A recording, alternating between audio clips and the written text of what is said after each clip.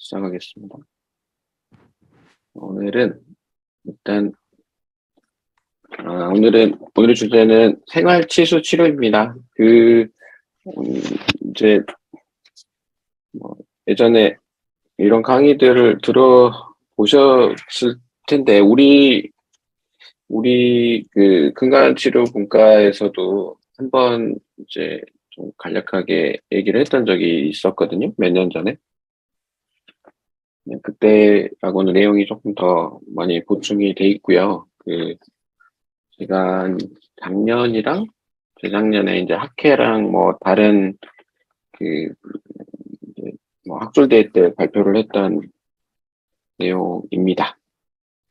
지금도 유효한 내용이긴 하고, 우리 미르 네트워크 안에서도 좀 충분히 꼭 엔도만 하는 게 아니라 우리가 펄펙토미만 하는 게 아니라 더 근간치료 영역을 좀 넓혀 나가시면 좋겠다라는 생각을 하면서 이 내용을 정리해 보겠습니다. 그리고 중간중간에 궁금하신 건 항상 물어봐 주시면 좋을 것 같아요. 그냥 우리끼리 하는 거니까 편하게 말씀해 주시면 됩니다. 됐습니다. 일단 시작합니다. 오늘은 일단 펄펙톰이냐 뭐 펄퍼톰이냐 그런 얘기를 좀 할 거고요. 그 다음에 이제 그러면 펄퍼토미를 한다고 하면 프로토콜이 어떻게 되느냐에 대한 얘기를 할 거고, 실패를 줄일 수 있는 요소에 대해서도 얘기를 해보겠습니다. 그래서 일단 치아가 아프기 때문에 우리가 치료를 합니다. 근데 이제 물론 치아가 아프지 않지만 전략적인 이유로 이제 엔도를 하기도 하죠. 또 치아가 시리다라는 것 때문에 엔도를 하기도 하지만 또 전략적인 이유로 엔도를 하기도 합니다. 그래서 엔도만이 답일까라는 생각을 해보고 있습니다. 그리고 이제 치근단 병소가 있고 치근단 병소가 있고 부종이 있습니다. 그렇다고 해서 항상 또 수술을 하느냐? 병소가 있으면 또 수술을 기본적으로 생각하시는 부분들이 있습니다, 분명히. 그래서 그런 것만이 답일까라는 좀 엄밀한 얘기를 좀 짚어보도록 하겠습니다. 그래서 이 연구는 2007년도에 나온 거라 좀 시간이 됐죠. 근데 그래도 좋은 내용을 갖고 있습니다. 일단 근간치료에 대한 얘기죠. 근간치료를 처음으로 했을 때, 재치료가 아니라 근간치료를 처음으로 했을 때, 그걸 우리가 프라이머리 루트 카날 트리트먼트라고 합니다. 그래서 프라이머리로 치료를 했을 때의 결과에 대한 시스터매틱 리뷰입니다. 그러면 이제 그동안 현재까지 우리가 알고 있는, 얻을 수 있는 이 관련 논문들을 다 확인을 했더니, 보시면은 119개 논문이 확인됐고, 그다음에 무작위 대조 시험 6개, 코호트 연구 7개, 후양적 연구가 48개가 이제 셀렉션이 됐죠. 여기서 봤더니, 그러니까 믿을만 하다는 얘기죠, 어느 정도는. 지금까지의 근간치료 봤을 때. 근간치료 성공률이, 일단 성공률이죠, 성공률. 네. 성공률은 68%에서 85% 정도까지 이제 약간 범위가 넓긴 하지만, 이는 식은땀 방사선 초과성이 소실된 거를 말합니다. 예를 들어서 지금 이거는 이제 형태학적, 해부학적 변이인데요. 해부학적 변이인데, 사실 뭐 10대이기도 하고, 아직은 뭐 계속 잘하고 성장하고 있는 중이니까 가능하다면 이제 이런 경우들은 우리가 발치보다는 치아를 살리기 위해서 근간치료를 합니다. 근간치료가 근데 이런 치아들은 어렵긴 하지만 근간치료를 할 수 있죠. 어떤 경우에는. 다행히 이 환자는 치료를 했는데 유지를 하죠. 성인이 될 때까지만 유지를 해도 이 환자는 성공한 거라고 보는 거죠. 그래서 근간치료 우리가 정말 열심히 많이 하고 있습니다만, 문제는 뭐냐, 이제 하고 싶은 얘기는 이런 거죠. 근간치료를 우리가 정말 열심히 해오고 있는데, 사실, 치료를 하고 나서 아프다는 환자들이 많이 있죠. 그러니까 이거는 치료 중에도 아프다는 사람이 있고, 치료 후에도 아프다는 사람들이 있습니다. 그리고 우리는 항상 성공을 못 합니다. 실패도 많이 해요, 진짜. 실패도 많이 합니다. 그리고 이제 282만이 무슨 숫자냐면, 제가 2019년도에 이 강의를 처음에 준비를 했었는데, 그때 이제 국내에 그 보건의료 빅데이터가 있거든요. 들어가 보면 우리나라 그 근간치료 환자 수가 통계가 나와 있습니다. 그 이제 그 청구를 한 거 내용을 갖고 이렇게 통계가 나오겠죠. 어느 정도 거의 벗어나지는 않을 텐데 정말 많은 숫자로 우리나라에서 근간치료를 하고 있거든요. 그 중에서 이제 통계학적으로 보면 그 총 인구 대비 그 국내 근간치료 환자 수가 5.5%이라고 그냥 제가 이제 크게 되게 거칠게 표현을 하면 이렇죠. 이거는 인구의 통계는 통계청에서 가져왔습니다. 그러면 우리나라 인구의 5.5%가 근간치료를 받는다고 했을 때, 근간치료 후에 이제 만성 치성 통증이 발생하는 빈도가 5.3%라는 보고들이 있거든요. 예전에도 이 얘기는 드렸습니다. 그리고 어떤 연구를 보면 근간치료 후에 6개월간 통증이 발생하는 빈도수가 10%라고 얘기를 합니다. 그 다음에 근간치료 후에, 근간치료 잘 따라오고 계시죠? 근간치료 후에 만성 통증 조절을 위해서 환자들이 받은 치료의 종류들을 한번 살펴봅니다. 예. 환자들은 이제 근간치료 후에 나으려고 치료를 했는데 아플 수 있어요. 네, 아프기 위해서 환자들이 또 치료를 받습니다. 뭐 아시다시피 이제 치료를 다시 받을 수도 있고 근간치료를 발치도 하기도 하고 그 외에 이제 뭐 또 다른 문제가 없나 하고 뭐 CT도 찍고 엑스레이도 여러 차례 찍죠. 약 먹기도 하고 어떤 사람들은 이제 대안적인 치료 방법들을 찾아보기도 하죠. 또 이제 치과 안에서 해결이 안 되니까 메디칼 가서 또 치료도 받고 여러 가지 대안요법들을 찾아다니는 이러한 시간과 경제적인 낭비들이 발생을 합니다. 그리고 우리가 스스로도 의원성으로 이런 파절이나 왼쪽에 보시듯 파절이나 오른쪽에 보시듯 퍼포레이션이 기타 등등 우리도 열심히 하려다가 보면 이거는 열심히 하지 않고서는 일어날 수 없는 일들 아니겠습니까? 뭔가 환자를 위해서 뭔가를 해드리려고 하다 보니 이런 문제가 생기죠. 물론 뭐 이제 저수가 치과들처럼 그냥 다 발치하고 임플란트를 한다면요 이런 일들이 안 생기긴 하겠지만 어쨌거나 이제 이 실패라는 거에 우리가 직면을 합니다. 통증이든 뭐 이런 근간치료 과정 중에 오류에 의해서든 간에. 그리고 우리가 근간치료를 하면 여러 가지 변화가 생긴다는 건 알고 계실 건데 이제 다른 건 다 차치하고서라도 그 평균 최대 교합력이 높아집니다. 유의하게 높아지거든요. 그래서 우리가 처음에 씹을 때 아픈 치아들 때 엔도하면 그런 걸 잘 못 느끼는 이유가 이러한 거에도 있습니다. 근데 그렇게 되는 이유가 이제 치수 안에 있는 그 프로프리오 리셉터가 제거되기 때문인데요. 그래서 근간치료 받은 치아의 교합력이 더 높아집니다. 그리고 근간치료의 특정 고유성 감각의 기기적 감각이 상실하기 때문에 높아진다고 보는 거고, 또 이제 의심되는 것 중에 하나가 그 우리가 기구 조작을 하잖아요. 그 경조직을 깎아내죠. 그러면 치아가 받는 영향을 평가를 해봤을 때 이제 크랙이 갈 가능성들이 있다라는 얘기를 하는 거고.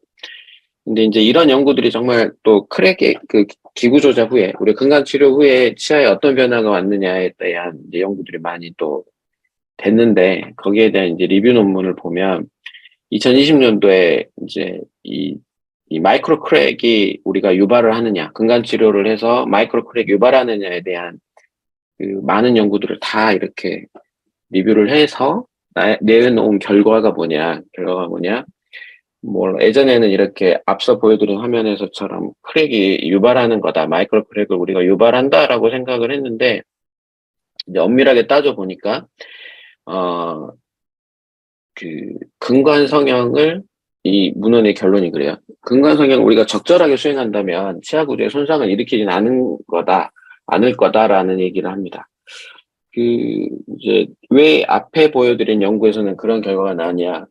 그거는 이제 발치된 치아에서 연구를 한 거거든요. 그러면은 실제로 우리는 이 치아가 이 체내에 있는 상태에서 인비보에서 뭔가 시술이 이루어지는데 뭔가 그런 그 실험상의 차이들도 있고 그다음에 그 여기서 앞에 가로 쳐져 있는 거 보여드렸듯이 샘플이 탈수되거나 손상되는 거 그런 것들을 이제 배제를 해야 되는데 사실은 실험하는데 그게 쉽지 않죠.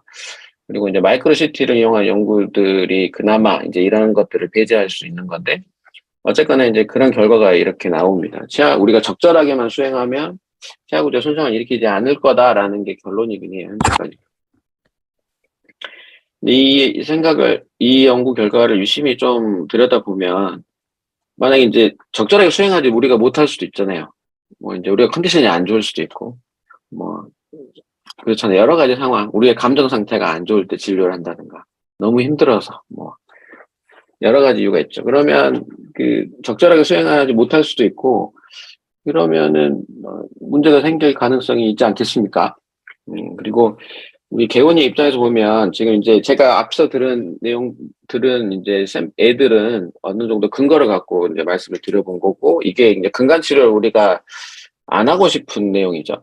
이런 이유들 때문에 우리가 근간 치료를 가능하다면 안 하는 게 좋지 않겠냐라는 얘기를 하는 거예요. 역설적으로 우리가 근간 치료를 잘하려고 그동안 노력을 해왔지만 펄펙토미나 이런 근간 치료를 우리가 보통 근간 치료라고 하면은 여러 영역이 있지만 뭐 펄펙토미를 근간 치료라고 했을 때 가능한 안 하려고 하고 싶은 근거들을 지금 만들어 본 거죠. 그러면 개원가 입장에서는 이제 의문이 계속 들잖아요. 잘하기는 어려워요. 잘하기는 어려운데 수가는 낮습니다. 정말 낮죠.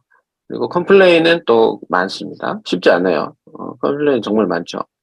물론 컴플레인 있는 환자를 우리가 근간 치료를 해서 뭐 낫게 하고 환자의 불편을 해소하기도 하지만, 사실 우리 근간 치료를 해서 또 이제 컴플레인을 받으시는 분들도 있잖아요. 이 환자분도 그렇죠. 이 환자분은 이제 20대 여성분이었는데 지금이 6번 상태로 오셨습니다. 이것도 아마도 그 전에 원장님도 최선을 다했을 겁니다. 최선을 다했을 건데, 보시다시피 이제 퍼케이션 쪽에 퍼포레이션도 있고, 그다음에 이제 근관 성형이나 충전에 문제가 있기 때문에 지금 리전도 생겨 있는 상황이죠. 이 환자분도 만약에 근간 치료를 처음에 안 했다면 좋았겠다라는 생각을 해본 겁니다. 잘하기 쉽지만은 않은 치료다. 열심히 했지만 결과는 실패였다. 열어보면은 어떤가요? 이제 크랙도 생겼고, 아무래도 이제 치아가 약해져 있었겠죠. 크랙도 생기고, 그래서 퍼포레이션도 있고, 뭐 다 이제 어찌어찌 뭐 이렇게 치료를 해서 뭐 퍼포레이션 리페어하고 재치료를 했지만 이 과정이 사실 쉬운 일은 아니잖아요. 쉬운 일은 아니에요. 그러면은 이왕이면 이런 일들을 처음부터 안 했으면 더 좋았지 않느냐라는, 이 환자를 엔도를 안 들어갔으면 얼마나 좋았겠느냐라는 얘기를 하는 겁니다. 그래서 이제 여기까지가 이제 서론이고요. 그러면 이제 치수 제거를 우리가 결정하는 기준을 한번 짚어볼게요. 그 다음에 전통적인 근간 치료하고 생활 치수를 좀 비교해보고, 그 다음에 이제 치료 성공률을 높일 수 있는 요소들을 찾아보겠습니다. 치수 제거를 결정하는 기준은 우리가 이제 치료 계획이 엔도라고 해서 무조건 엔도를 해서는 안 되는 것이죠. 어떤 사람이 그냥 엔도 해줘, 고쳐라 하는데 힘드니까 엔도 해줘라고 해서 엔도를 하는 게 아니라는 얘기인 겁니다. 치수 노출이나 치수염, 치근난 치수염이 있다. 우리는 어떨 때 엔도를 하느냐에 대한 얘기인 거죠. 이제 예전에는 모두 다 엔도를 했어요. 이 세 가지 상황이면 엔도를 하는 게 이제 무조건이었고, 물론 이제 치수 노출에 있어서도 뭐 펄프 캐핑 같은 것들을 계속 우리가 오랫동안 해왔지만 사실 성공률이 그렇게 높지는 않지 않았습니까? 치수 질환이나 치근 주의 질환이면은 우리가 엔도를 합니다. 엔도의 이유인 것이죠. 마틴 트롭이 얘기했듯이 근간 치료학은 치근단 치주염을 치료하거나 예방하는 것이다. 예방을 하는 것이다. 그래서 치수 질환하고 치근 주의 질환을 한번 체크해 보면 치수 질환의 원인이 사실 세균하고 물리적 원인, 화학적 원인이 있습니다. 뭐 따분한 얘기고 다 알고 계시는 거지만, 그러면 우리가 이 원인을 제거해 줄 수 있으면 되돌릴 수도 있다는 얘기가 되는 거죠. 어떻게 보면. 그래서 뭐 여러 가지 뭐 내용들이 있지만 효과적인 내용이고요. 그래서 이미 치근단 치주염이 생긴 거는 어쨌거나 현지 시점까지는 엔도라는 걸 해야 됩니다. 근관 내로 기구가 들어가야 돼요. 근관 내로 기구가 들어가야 합니다. 어찌됐든 간에. 그런데 그러면 이제 앞서 치수 노출이나 그 치수염 정도의 수준에서 우리가 뭔가 근관 내에다가 기구를 안 넣는 방법, 음, 이걸 생활치수 치료라고 하죠. 생활치수 치료를 하는 방법을 우리가 좀 얘기를 해볼까 합니다. 그러려면은 진단이 제일 중요합니다. 진단이. 치수염 진단이 제일 중요합니다. 왜냐면 엔도를 하냐 마냐의 결정을 우리가 내려야 되는 거거든요. 그러려면은 이제 원장님들께서 문진을 정말 디테일하게 좀 해주셔야 됩니다. 물론 이제 경험이 많으시고 이제 어느 정도 체계가 있으신 분들은 이런 게 그렇게 어렵진 않지만 이제 뭐 문진에서 의외로 우리가 얻을 수 있는 게 많음에도 불구하고 여러 가지 이유로 바쁘거나 여러 가지 이유로 놓치는 경우들도 분명히 있습니다. 네, 그런 일은 피하자고 말씀을 드리고 싶은 거고요. 일단 유발통이라는 표현을 쓰고, 그다음에 온도 자극, 그다음에 달거나 신자극이 환자가 불편하냐, 자발통이 있냐, 통증의 시작이 언제였냐, 온셋 같은 거 체크하시고, 지속 시간, 듀레이션은 어떠냐, 특성은 어떠냐, 통증의 캐릭터를 물어보는 거죠. 그다음에 저작통이 있냐, 아니면 위치, 이를 환자가 구별이 가능하냐, 어디가 아픈지 짚어볼 수 있느냐, 그런 얘기들 하는 거죠. 이런 게 문진에서 우리가 이야기해 볼 수 있는 최소한의 것들이고요. 그다음에 이 안에서 앞서 말씀드린 그런 몇 가지의 지적 사항들을 환자에게 물어봐서 우리가 원하는 답을 충분히 얻을 수 있습니다. 그리고 환자가 이제 대답한 게 전부는 아니죠. 왜냐하면 환자는 자기가 느끼는 주관적인 걸 얘기를 한 거고 이거를 우리가 객관적으로 평가를 해야 됩니다. 왜냐하면 환자는 여러 가지 이유로 정확하게 어떤 치아가 문제인지 모를 수도 있고요. 모를 수도 있고 정확하게 내가 뭐가 불편한지도 모를 수도 있어요. 그래서 우리는 이걸 임상검사를 통해서 구별을 해야 됩니다. 이제 정상 치수라는 거는 이렇다고 하더라고요. 일단은 증상이 없습니다. 증상이 없고 아프지 않다는 얘기죠. 그 다음에 콜드나 전기자극에 마일드에서 모더레이트 반응을 합니다. 그래서 찬 거에 시라고 해서 다 치수염은 아니라는 얘기죠. 그 다음에 자극 제거 시에도 자극이 제거되면 수천회의 반응이 소실된다는 게 정상 치수의 반응입니다. 그리고 히 테스트에는 반응하지 않는다, 일반적으로. 그래서 이제 보통 이런 이유 때문에 뜨거운 거에 좀 불편했어요, 아팠어요 하는 거는 거의 엔도 케이스라는 얘기가 될 수가 있는 거죠. 이런 이유들로 인해서. 정상 치수라는 게 이거다. 그 다음에 그러면은 이러한 치수의 컨디션을 진단하는 거에 대해서 어떤 치료 방법이 좋으냐라는 거에 대한 내용을 짚어보겠습니다. 진단 방법에 대해서, 그 검사 방법에 대해서. 일단은 우리가 안타깝게도 치아 통증이 있다 없다, 아니면 이 캐릭터, 아니면 듀레이션이 치수에 염증이 있는 범위, 얼마나 치수에 염증이 퍼져 있느냐를 알 수는 없는 겁니다. 아직도. 어떤 방법을 써도 아직은 그걸 알 수 없다고 하더라고요. 안타깝게도. 이게 2012년도 연구지만 지금도 유효한 얘기입니다. 아직 우리는 이걸 알 수가 없어요. 그래서 어려운 거죠, 사실은. 그리고 일반적으로 치수 염증에 대한 임상 마커의 정확성을 평가하기엔 근거도 충분하다. 그러면은 어떤 진단 방법을 써야 되느냐, 검사 방법을 써야 되느냐, 우리가 이제 전통적으로 써온 방법을 쓰시면 되는데, 이제 어떤 게 제일 효과적이냐에 대한 얘기를 해보겠습니다. 일단 통증의 유무는 환자에게 문진을 통해서 일단 확인이 되는 거고, 그 다음에 이제 내가, 자발통 외에 이제 타진통으로 저작통을 평가해 볼 수 있죠, 간접적으로. 그 다음에 지속시간 같은 거는 환자에게 문진을 통해서도 확인을 합니다. 이러한 것들을 이제 체어사이드에서 우리가 재현을 해야 되잖아요. 재현을 해야 됩니다. 정확한 치아를 구별하기 위해서 재현을 해야 되는데, 이 재현하는 방법이 보통 EPT, 나오는 것 같이, 콜드 테스트, 히트 테스트, 그 다음에 컨비네이션 하는 거, 이걸 컴바이닝 하는 테스트, 그 외에 이제 정말 좋은 방법은 도플러나 펄스 옥시메트리를 하는 거지만, 일상적으로는 우리가 현재 시점에서는 할 수 없는 거기 때문에, 예, 우리가 그 위에 것들, 콜드 테스트, 힙 테스트, EPT 정도밖에 없는 거죠. 우리가 짚을 수 있는 거는. 그다음에 이제 치수 상태 평가에 추천하는 방법은 뭐냐? 이러한 이제 한계점 우리가 인지를 하고요. 우리가 이 검사 방법이 현재까지도 아직은 이 정도 수준밖에 안 된다라고 인지를 하고, 일단은 이제 그 ESA, 그러니까 유럽 근간치료 학회, 유럽 근간치료 학회에서 이제 추천하는 방법입니다. 포지션 스테이트먼트가 이렇습니다. 자세한 통증 이력을 체크를 해야 된다.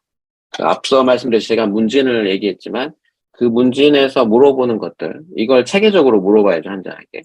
이걸 이제 혹시라도 이런 게 익숙치 않다면 앞서 보여드린 제가 그 문항들을 원장님들께서 이제 외워서 환자에게 물어보시면 됩니다. 이걸 똑같은 방법으로 계속 반복을 하다 보면 스스로도 체계가 잡히거든요. 그래서 중요한 게 자세한 통증 이력을 체계적으로 확인하는 것 하나. 그다음에 이제 고품질의 치근나 방사선을 찍어야 된다. 이거 중요하죠. 그다음에 치수생활력 검사로 정확하게 임상 검사를 해야 된다.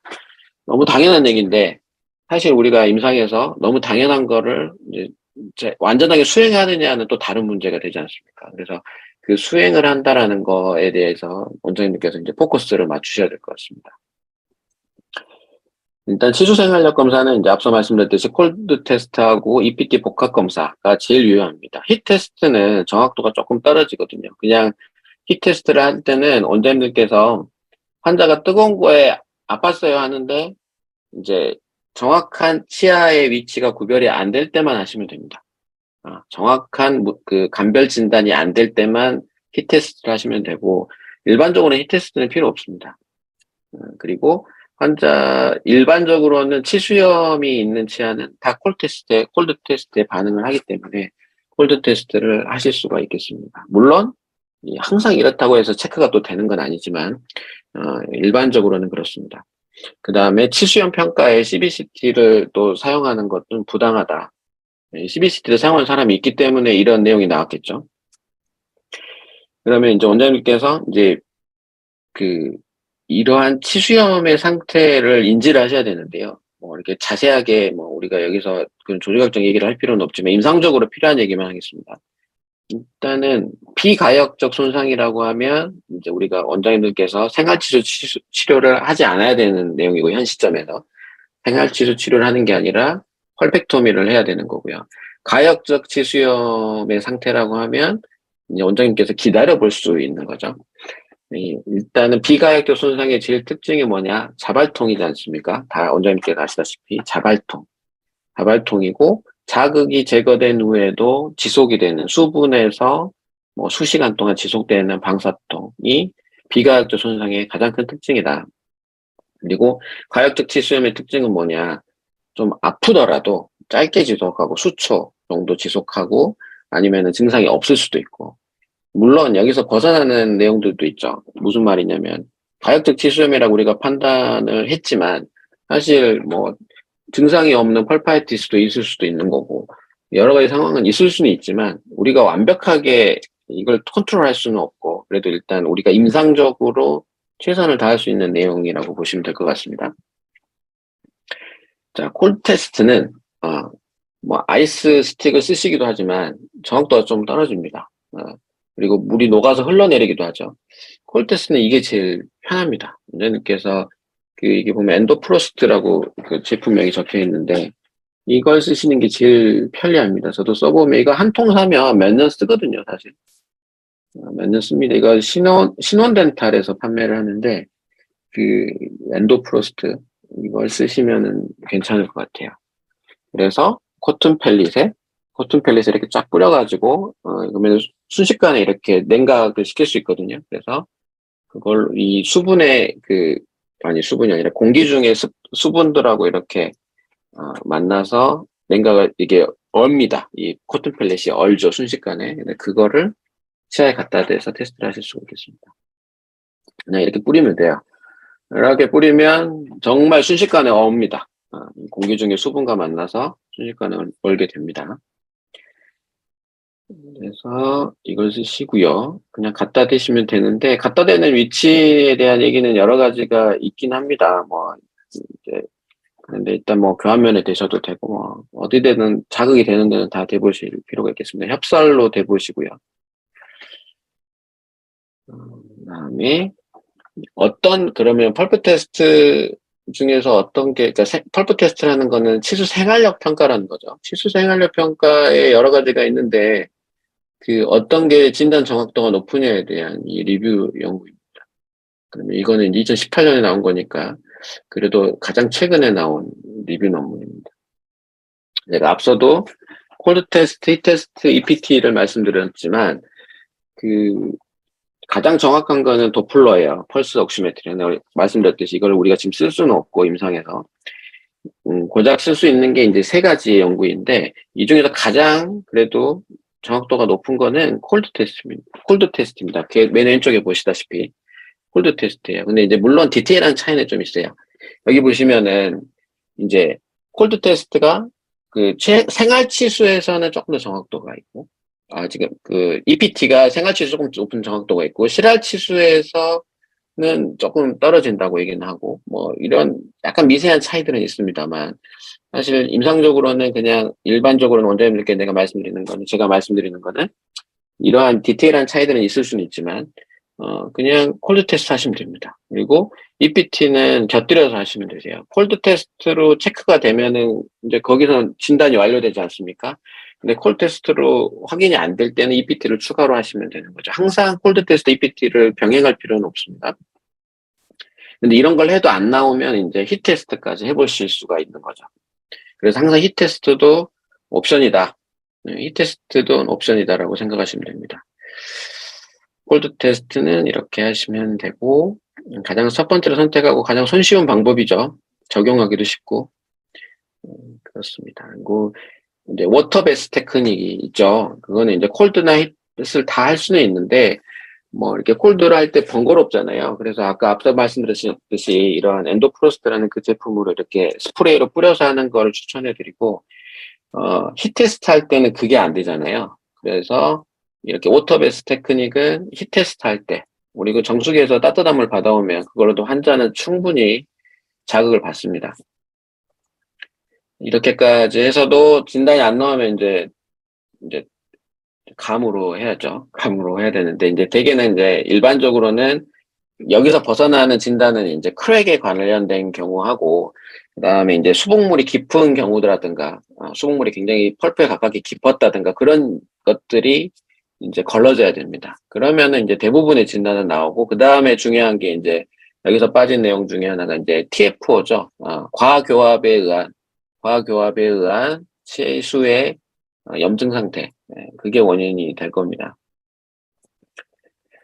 자, 여기까지 진단에 대한 말씀을 드렸고요. 다 아시고 계시는 내용이겠지만 정리를 하는 겁니다. 근거 있게 정리를 해보는 겁니다. 믿고 하시면 된다는 얘기입니다. 그냥 제가 말씀드린 내용은 진짜 믿고 하셔도 되는 내용이고, 저도 임상에서 한 10년 동안 계속 이렇게 체크하면서 여러 가지 크로스 체크하면서 다 해본 내용이기 때문에 제가 말씀드린 대로 하시면 무방하리라고 봅니다. 치성 통증 진단과 관련된 몇 가지 연구들을 간단히 보시면, 일단은 기계적인 무해 자극 통증은 뭐냐면은 그냥 우리가 저작통이죠, 저작통. 지금 보면은 irreversible 펄파이티스, 비가역적인 펄파이티스를 가진 환자에서 저작통이 발생하는 정도가 한 57.2%였다. 라고 이제 보고가 있습니다. 그러면은 100%가 아니라는 얘기잖아요. 그래서 비가역적인 치수염은 사실 원장님들께서 아시다시피 아직은 치아 안에서만 염증 상태입니다. 그래서 아직 PDL까지는 염증이 이렇게 진행된 상태가 아니기 때문에 진단이 안 돼요. 저작통으로는 진단이 안 되지 않습니까? 그래서 환자가 막 찬거에 엄청 아팠어야 하는데 막상 진단해 보면 찬거에 반응을 잘 안 하는 환자들이 있습니다. 근데 그런 환자들한테 이 바이트를 아무리 퍼커션을 해보든 바이트 테스트 해봐도 진단이 안 나올 수밖에 없죠. 이런 이유 때문인 거고, 그 다음에 이제 비가역적인 치수염과 급성 측량 치주염을 가진 환자에서 이제 바이트 테스트, 저작통과 국소마취 효과를 측정을 했을 때 보시면은, 여기서는 우리가 뭐를 알 수 있냐면, 맨 오른쪽에 보시면은 염증 상태의 치아예요. 염증 상태의 치아는 이제 스레솔드가 굉장히 낮죠. 그러니까 저작통을 느끼는 겁니다. 저작통을 느껴요.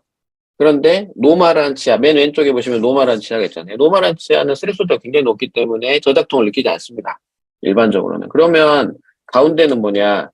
그 아픈 치아 옆에 있는 치아예요. 아픈 치아의 바로 옆에 있는 치아는 스레솔드가 낮아져 있습니다. 정상적인 치아보다는. 그렇기 때문에 아픕니다. 그래서 환자가 가리킬 때 그냥 이쪽이 다 아프다고 하는 이유가 이런 거고, 특정 치아가 대부분은 여러 치아가 아파도 특정 치아만 원인이 되죠. 특정 치아가 원인이고 그 옆에 있는 치아들은 좀 더 민감해지는 상태이기 때문에 혹시 원장님들께서 이제 구별을 하실 때는 가장 아픈 치아를 찾으시면 되죠. 여러 개를 이렇게 물어보게 하셔서 가장 아픈 치아를 원인으로 체크를 하실 수 있겠습니다. 그런 거에 대한 근거 자료가 되겠고요. 예전에도 이런 말씀을 몇 차례 드리긴 했습니다. 이 연구 결과들은. 네, 원장님들께서 알고 계셔야 될 게, 진통제를 먹고 온 환자가 그 마스킹 이펙트가 나타날 수가 있습니다. 이제, 증상이 있는데, 진통제를 오늘 먹고 왔어요. 아프니까 먹을 수 있죠. 근데 증상이 안 나타나요. 우리가 진단을 해보는데, 임상검사에서 증상이 안 나타날 수가 있다는 내용입니다. 그래서 증상이 있는 비가역적인 치주염과 증상이 있는 치근달 치주염 환자의 촉진을 했을 때 40%, 타진했을 때 25%, 냉각 25%에서 마스킹 이펙트가 나타나다라는 얘기인 것이죠. 꽤 높은 수치잖아요. 꽤 높은 수치죠. 그래서 일단 그걸 감안하고 원장님께서 진단을 하실 필요가 있다. 중간 정리를 해볼까요? 일단 진단은 정말 중요하기 때문에 제가 오늘 앞에서 말씀을 드렸습니다. 일단 문진에서 주관적 증상을 파악하는 것이 가장 중요합니다. 많은 정보를 얻을 수 있습니다. 그 다음에 이제 위치 확인이 어려울 때는 콜 테스트를 우선 해보실 필요가 있고, 콜 테스트로 확인이 안 되면 EPT를 해보시는 게 맞습니다. 이 순서대로 해보시는 거죠. 항상 컴바이닝 할 필요는 없고, 그 다음에 환자가 뜨거운 거에 불편했어요 라고 했는데, 콜드 테스트에서 확인이 안 됐어요. 그러면, 핫 테스트를 해보실 수 있겠습니다. 히 테스트를 해보실 수가 있겠습니다. 그 다음에 이제 비가역적 치수염일 때는 저작통이 있을 수도 있고 없을 수도 있습니다. 그렇게 정리를 해보고, 가역적인 치수염일 때는 저작통이 없다고 보시면 되세요. 아까 보시면 57%에서만 나타난다고 그랬잖아요. 일단 없다고 생각하셔야 됩니다. 그 다음에 TF4로 치아가 민감할 때는 저작통이 있습니다. 그래서 그 다른 원인의 가역성 치수염과 구별을 해야 한다. 그 다음에 원인이 확인되지 않을 때는 치료를 안 들어가셔야 돼요. 왜냐면, 치아 오리진이 아닐 수 있습니다. 치아 오리진이 아닐 수 있죠. 정말 안 좋은 케이스가 되죠. 그래서 절대로 원인이 확인되지 않으시면은 치료를 안 들어가는 게 좋습니다. 대부분의 경우는 이제 치아가 원인이 아닌데 아프다고 하면은 이제 그 단어가 갑자기 생각나는데, 근저작계? 어쨌든 이쪽 주변에 그 마이오페이셜 페인 같은 것들이 원인이 될 수가 있지 않습니까? 그게 치성통통하고 헷갈릴 수도 있고, 뭐 제일 흔하게 원장님들 아시다시피 이제 맥실러리 사이너사이티스 같은 것들도 치통의 원인이 될 수 있고, 그렇게 치성통통이 아닌 비치성 통통의 원인인 것들을 꼭 체크를 하실 필요가 있습니다. 의외로 꽤 있거든요. 꽤 있습니다. 마이오페이셜 페인. 그렇습니다. 그다음에 치아가 시리거나 자극에 치아가 잠깐 아프면 일단 가역성 치수염은 근간 치료를 들어가지 않으셔야 됩니다. 일단 앞서 이제 진단이랑 내용을 이제 말씀드렸기 때문에 거기에 준해서 이제 여기 다음 내용들을 풀어갈 겁니다.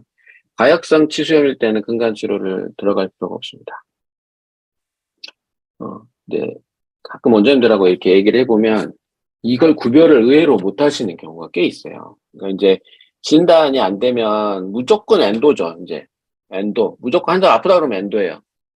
근데 어떻게 아프냐가 중요한 거고, 아까 말씀드렸듯이. 어떨 때 아프고, 어떻게 아프냐. 그런 것들을 구별을 하셔야지 내가 엔도를 하냐, 안 하냐를 평가를 하지 않겠습니까? 이걸 왜 말씀드리냐면, 이걸 펄펙토미를 할지, 그런 것들도 아니면은 생활치수 치료를 할지에 대한 근거 자료들이 되거든요. 가역성 치수염일 때는 근간 치료를 들어갈 필요가 없습니다. 저는 이게 중요한 내용이라고 생각을 합니다. 대신에 이제 원인을 해소를 해줘야 되죠. 약은 필요가 없는 거죠. 가역성 치수염은 자극이 있을 때 아픈 거고, 자발통은 이제 이미 엔도의 케이스가 되기 때문에. 어쨌거나, 환자가 아프다고 해서 무조건 엔도는 아닌 것이다. 엔도는 아닙니다. 일단 TF4가 원인인 경우 진짜 많지 않습니까? 정말 이런 환자들이 많은 것 같아요. 갈수록 많아진다고 느끼는 거는 아마 제가 경험이 많아져서가 아닐까요? 옛날부터 이런 환자들은 많이 있었겠죠. 그래서 저는 일단 코튼으로 바이트 테스트를 합니다. 딱딱한 거는 안 물려보고요. 그 다음에 이제 저는 이제 이렇게 콜 테스트를 하죠. 근데 이제 딱 환자가 이제 민감해 할 수 있습니다. 이렇게 딱 반응을 해요. 이게 원래 사운드가 들어가는 영상인데 환자가 하는 게 있습니다. 환자가 합니다. 그래서 이제 또 테스트 옆에 것도 해봐야죠. 당연히 인접치들을 해봅니다. 일단은 저는 이제 콜 테스트 할 때는 일단 이환치아라고 의심되는 거를 제일 먼저 해봅니다. 그리고 옆에 치아를 마지막에 해서 비교를 하게 하고요. 지금 이제 이 환자는 교합 원인으로 판단이 됐기 때문에 그냥 교합 조정하고 보냈습니다. 환자는 아프다고 했지만 당연히 좋아질 수밖에 없죠. 네. 측방 운동하고 이렇게 과교합 확인하고 이건 원장님들 다 너무 잘 알고 계시는 거니까 이렇게 넘어가도록 하겠습니다. 그래서 교합 원인의 가역성 치수염은 꽤 많다. 꽤 많은 것 같다. 교합만 해소해줘도 좋다. 그 다음에 이제 원장님들도 아시다시피 템포러리 상태에서 가역성 치수염 오지 않습니까? 그런 환자를 보면 이제 뭐 원장님께서 다 템포러리를 하실 수는 없을 거니까 대개는 이제 그런 스텝의 오류들도 생기지 않습니까? 그러면 이거 분명히 이 템포러리만 다시 만들어주고 환자 이렇게 열어서 다시 소독해주고 클로렉시드로 소독하고 이렇게 케어해주면 좋아질 수 있지 않습니까? 그래서 수복 원인의 가역성 치수염도 분명히 있다. 그렇게 말씀드리고 엔도할 필요가 없습니다. 근데 보통 원장님들이 특히 이제 고철하신 원장님들은 이제 딱 프랩하고 다음에 환자가 아파서 오면 무조건 엔도 이렇게 생각하시죠. 엔도해 주세요. 엔도할 필요 없는데 엔도해 주세요라는 게 많이 있죠. 그 다음에 이제 특히 레진으로 오는 가역성 치수염도 원장님들 잘 아시다시피 일단은 레진을 제거하고 보통 이제 GI로 우리 교과서적으로 그렇잖아요. GI로 수복해서 증상 없어진 거 보고 레진 수복을 다시 해주면 되긴 하는데 뭐 이제 해보다 보면 이제 교환면 아니면은 이제 제가 이렇게 서비컬 같은 경우는 그냥 당일날 이렇게 자세히 보고 레진을 다 제거를 하고 다시 수복해주면은 좋아지더라고요. 그래서 일단은 기존 수복물을 다 제거를 하는 게 중요한 것 같다라고 이제 개인적인 의견입니다. 여기는 어쨌거나 수복 원인의 가역성 치수염도 마찬가지로 엔도할 필요가 없다. 이 환자분도 저도 엔도 의뢰로 받았는데 그냥 수복만 다시 해줘도 좋아진 경우거든요. 이게 의외로 살펴보면 엔도를 할 필요가 없는 경우들이 정말 많습니다.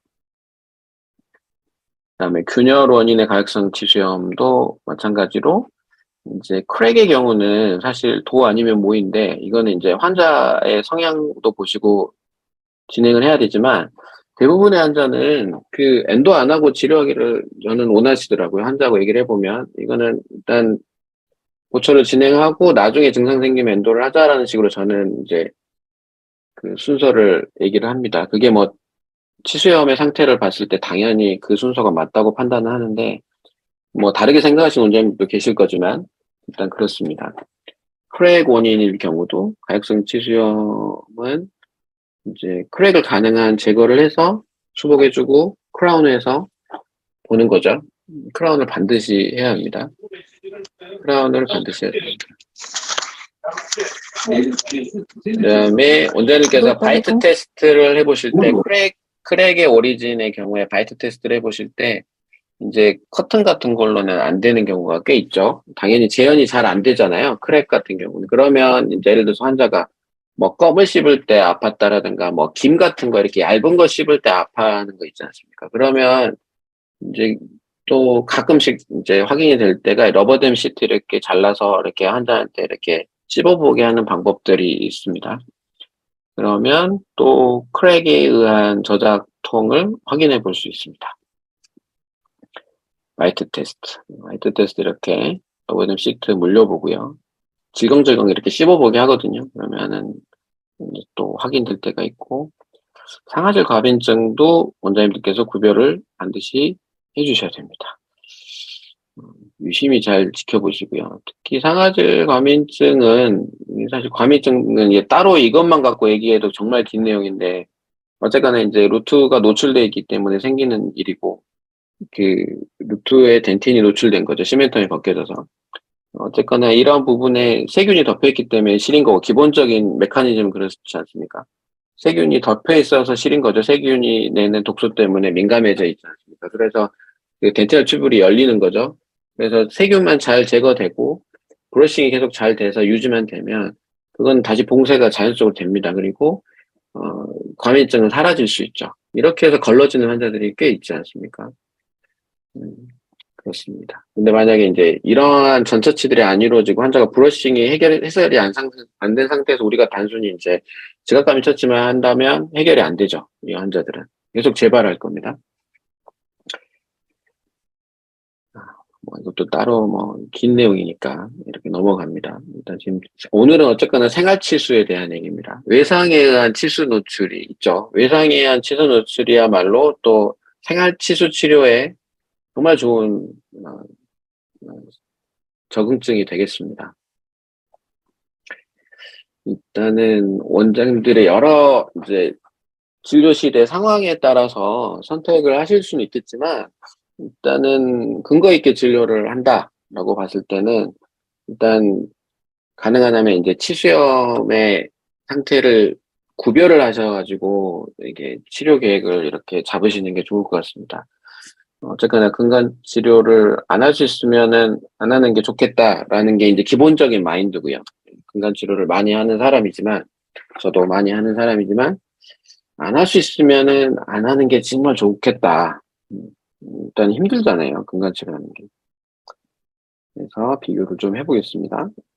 간단히 정리를 하시면 다 알고 계신 내용이지만 왜냐면 이제 머릿속에 다 사람들이 생각이 조금씩 다르게 수 있기 때문에 객관적인 내용을 한번 정리를 해보겠습니다.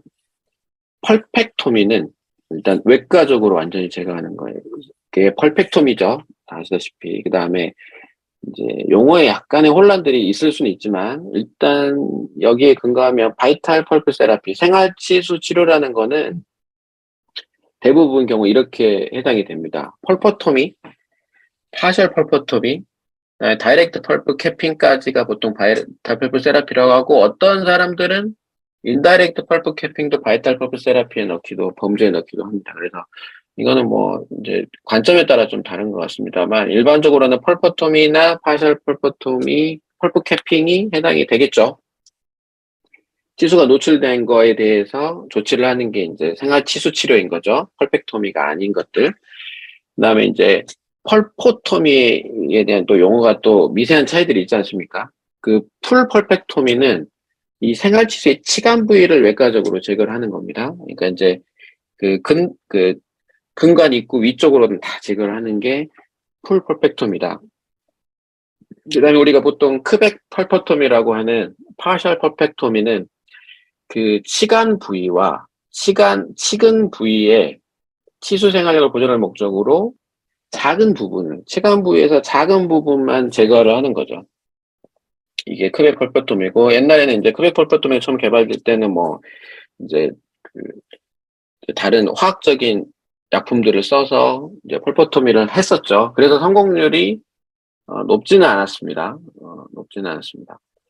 그 다음에 펄프 캐핑이라고 하고 잘 아시는 거고 인다이렉트 펄프 캡은 노출이 아직 안 된 상태이지만 상아질이 얇게 있으면 어떤가요, 원장님? 그 그 펄프에 가까울수록 덴티널 튜블이 커지지 않습니까? 그래서 어쨌거나 우리 눈에는 펄프가 안 보이지만 사실 덴티널 튜블이 다 열려 있고 펄프에는 지금 굉장히 가깝게 이렇게 다가가 있는 상태죠. 노출에 거의 직전이다. 그렇게 보시면 될 것 같습니다. 이럴 때는 어떻게 해야 되느냐 그런 얘기들이 되는 거고요. 정리를 했고요. 용어 정리는 했습니다. 이제 혼란스러워 하실 필요는 없습니다. 헷갈려 하시지는 말고요.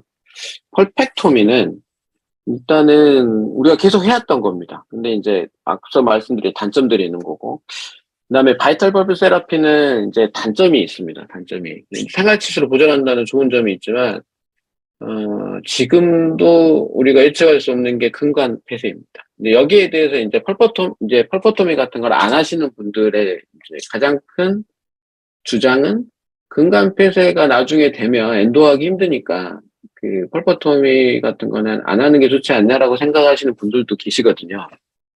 그리고 옛날 교과서에는 보면 뭐 그 펄퍼토미 해놓고 이제 정기적인 관찰을 해서 근간이 좁아지는 것 같으면 얼른 열어서 근간 치료를 해다라고 하는 가이드도 있었어요. 그 예전에 그 우리 엔도 교과서를 보면 그런 내용이 나와 있지 않습니까? 누가 말했는지는 제가 좀 기억이 안 나는데 그런 글귀들이 있었습니다. 그런 조언들이 있었어요. 경험자들의. 이게 제일 큰 이제 맹점이라고 할 수 있죠. 현 시점에서는. 근데 이제 의외로 펄퍼tom이나 이런 생활치수 치료를 연구하는 분들이나 이걸 치료를 열심히 적극적으로 하시는 분들은 사실 근간 폐쇄를 별로 신경 쓰지 않는 것 같아요. 거기에 대한 질문을 하잖아요. 그러면 별로 신경 안 씁니다. 왜 그런지 잘 모르겠어요. 그냥 별로 대답을 안 해요. 그러니까 자기도 어쩔 수 없다는 얘기인 건지 어쩐지 잘 모르겠지만. 그래서 일단은 이게 가장 큰 맹점입니다. 결론은 그렇습니다. 그냥 그래도 이거를 우리가 감안하고 치료를 한다고 보시면 될 것 같습니다. 왜냐하면 펄펙토미가 우리가 가장 뭐 성공률도 높고 좋은 치료지만 여러 가지 앞서 말씀드린 이유들로 인해서 안 하고 싶다면 이제 사실 생활치수 치료밖에는 방법이 없는 거니까요. 그래서 보통 연구치에 있어서는 처음에는 이제 선택 치료 방법이 아니었죠. 연구치에서는. 유치에서는 당연히 펄퍼토미를 하는 게 좋은 방법이었지만요. 그렇죠. 그리고 이제 또 치수 절단술에 대해서 환자들이 막 이제 여러 원장님들이 고민을 하는 게 있잖아요. 근간 폐쇄 당연히 말씀드렸고, 그러면 이제 근간 폐쇄되면 어떻게 돼요? 엔도를 못 하잖아요. 아니면 이제 펄퍼토미만 하면은 이제 포스트를 못 세우니까 포처를 못 하는 거 아니야? 뭐 그런 얘기를 하시는 분들도 계시고, 나중에 환자가 시리다고 그러면 어떡하지? 실제로 펄퍼토미만 하는데 나중에 환자가 이제 그 과민증을 호소하시는 경우도 있거든요. 그 다음에 보철 할 때 불편하니까 그냥 다 엔도를 하지 뭐 하려고 또 이렇게 귀찮게 이런 걸 하느냐라고 말씀하시는 분이 분명히 계십니다. 분명히 계세요. 정말 다양한 말씀을 많이 들었습니다. 성공률은 근데 진짜 높아요. 이게 성공률이 높습니다. 이제 우리 보통 근간 치료하는 거랑 뭐 별 차이 없지 않습니까? 오히려 더 높게 나오기도 하고 개인 차이가 있겠지만 그런 부분들이 좀 있습니다. 보통은. 그리고 또 어떤 연구, 최근에 또 2019년까지 나온 연구를 보면, 이제 6개월에서는 98%, 이거는 좀 짧은 기간이라서 좀 아쉽지만, 2년까지 보면 92% 정도라는 보고가 있겠습니다.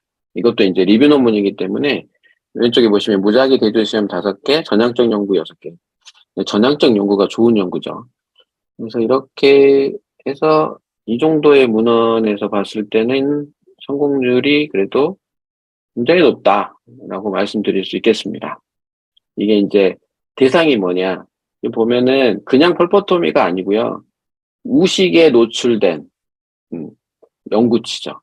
우식에 노출된 영구치에서의 펄퍼토미입니다. 그러니까 원장님이 이거를 이제 이 적응증을 이제 넓혀가는 과정이라고 보시면 될 것 같아요. 우리가 생활치수를 할 때 예전에는 뭐 외상으로나 아니면 이제 정말 아무런 증상이 없는 치아들이었는데 지금은 조금씩 범위가 넓혀지고 있습니다. 일단 치수 절단술의 가장 큰 장점은 일단 뭐 이게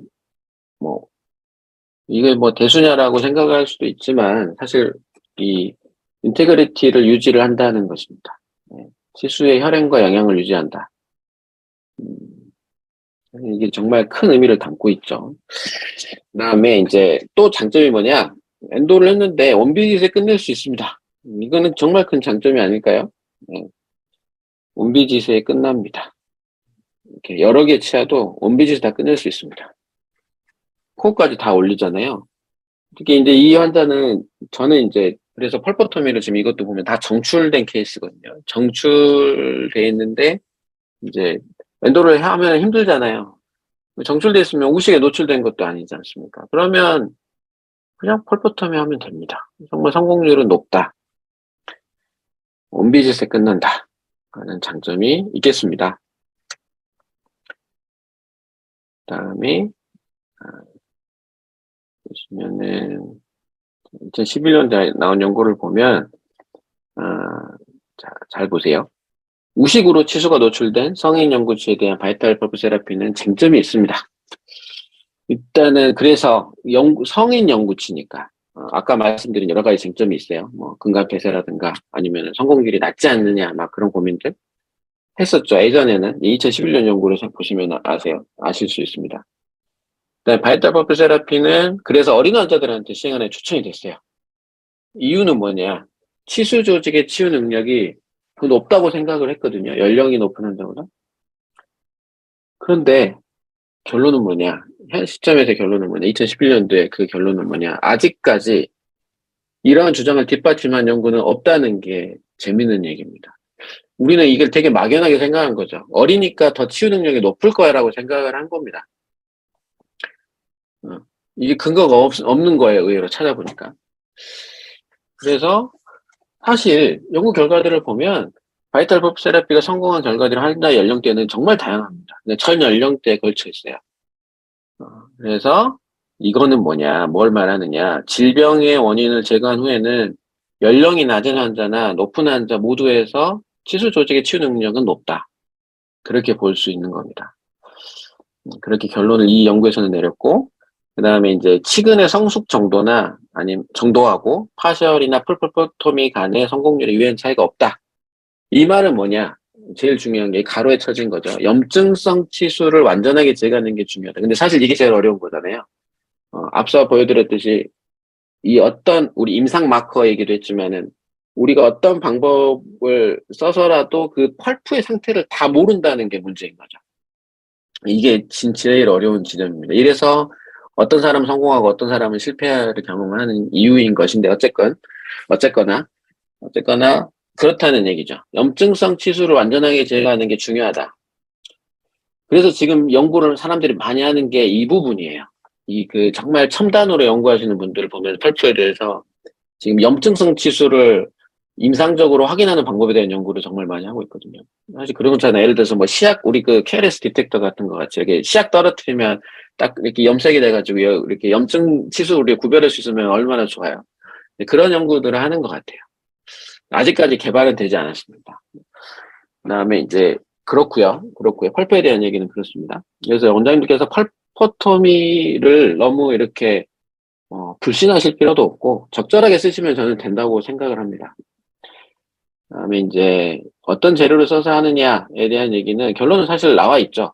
MTA만 쓰시면 됩니다. 그 어떤 방법도 어떤 재료도 좋지 않아요. 그리고 MTA는 이제 전에도 여러 번 말씀드렸지만 바이오세라믹이잖아요. 그러니까 MTA의 like 머티리얼들, MTA하고 비슷한 재료들은 다 괜찮습니다. 요즘 나오는 것들. 그러니까 뭐 예전에 썼던 MTA처럼 회색인 재료도 괜찮고, 대신에 이제 그거는 이제 치아를 변색을 이야기를 하기 때문에 조심히 쓰셔야 되고, 그 외에 이제 요즘에 나오는 하얀색으로 된 MTA 비슷한 재료들 있잖아요. 그냥 이걸 원래는 칼슘 실리케이트 시멘이라고 합니다. 트리칼슘 실리케이트 시멘이라고 하죠. 통틀어서 이렇게 여러 가지 용어들을 쓰지만 결론은 이제 그냥 바이오 세라믹입니다. 이게 가장 좋은 치수 절단술 재료입니다. 가장 좋은 치수 절단술 재료이다. 케이스를 보시겠습니다. 이제 아까 말씀드린 이제 진단을 해야 됩니다. 그래서 가능한 하면 자발통이 없는 환자가 좋고요. 이 환자도 이제 자발통이 없는 이제 어린 환자였고, 여기서 이제 원장님께서 편견을 버리셔야죠. 어리니까 나았겠지가 아닌 거죠. 어리니까 나은 게 아닙니다. 자발통이 없어서 치수염이라고 진단이 되지 않았다라는 게 이제 일단 치수염 상태를 확인한 거고요. 그래서 지금 우식을 제거하고 지혈이 되는 게 중요합니다. 전에도 우리 그 몇 년 전에 할 때도 여러 가지 말씀을 많이 해주셨었거든요. 원장님들께서 이제 자신의 경험들을 많이 얘기를 해주셨었는데, 음, 그때 참여하신 원장님들께서 지금 계신 분도 있고, 안 계신 분도 있고, 그렇습니다. 그래서, 지열이 되는 게 제일 중요하고, 그 다음에 MTA를 적용을 하고, 수복을 하죠. 그래서 뭐 몇 년간 결과로 이게 사실은 이제 우리가 원하는 결과지 않습니까? 왼쪽에 보면 MTA를 하고 밑에 경조직이 형성되는 게 오른쪽처럼 경조직이 형성되는 게 우리가 원하는 결과죠. 펄퍼토미를 하더라도 이거는 이제 파셜 펄퍼토미라고 생각을 하실 수 있겠습니다. 그다음에 이제 이분은 이제 34살의 여성 환자분이고 펄퍼토미를 계획을 했고요. 이제 역시 뭐 자발통이나 그런 비가역적 치수염의 증상은 없었던 환자분입니다. 보면은 이제 자극이 계속 있었던 환자분이고 보면은 안에 펄프스톤도 보이고 그렇죠.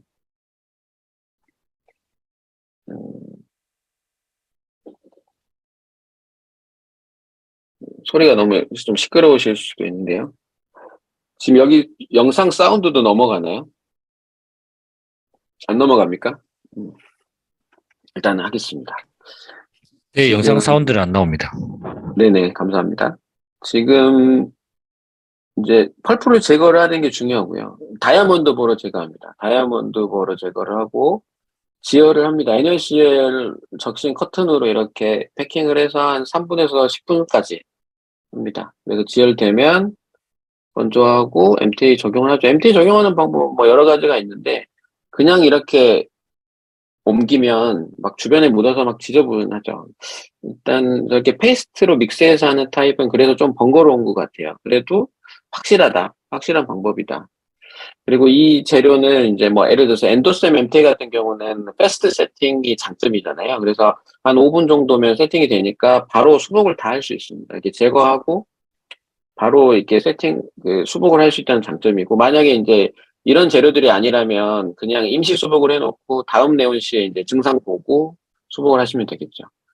어쨌거나 이 환자는 당일날 이제 그래도 당일날 컨트롤이 돼서 당일날 수복을 합니다. 그래서 이제 코어를 올리고 있죠. 코어를 올리고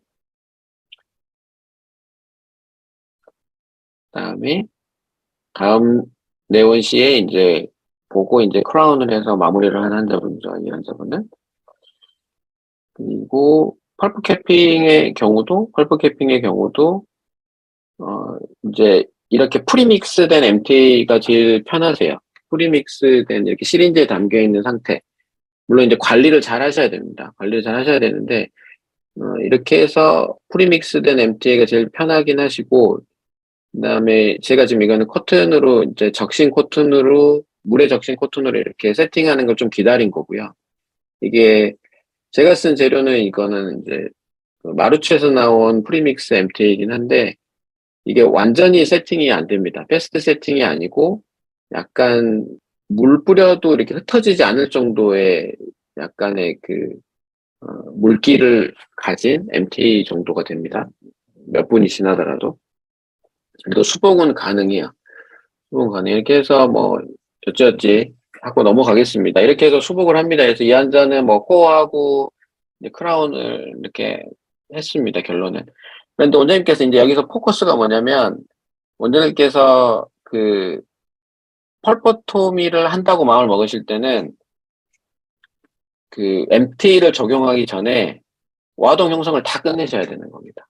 그러니까 수복하기 직전까지 만들어 놓고 MT를 적용하시는 겁니다. 그게 제일 수월하세요.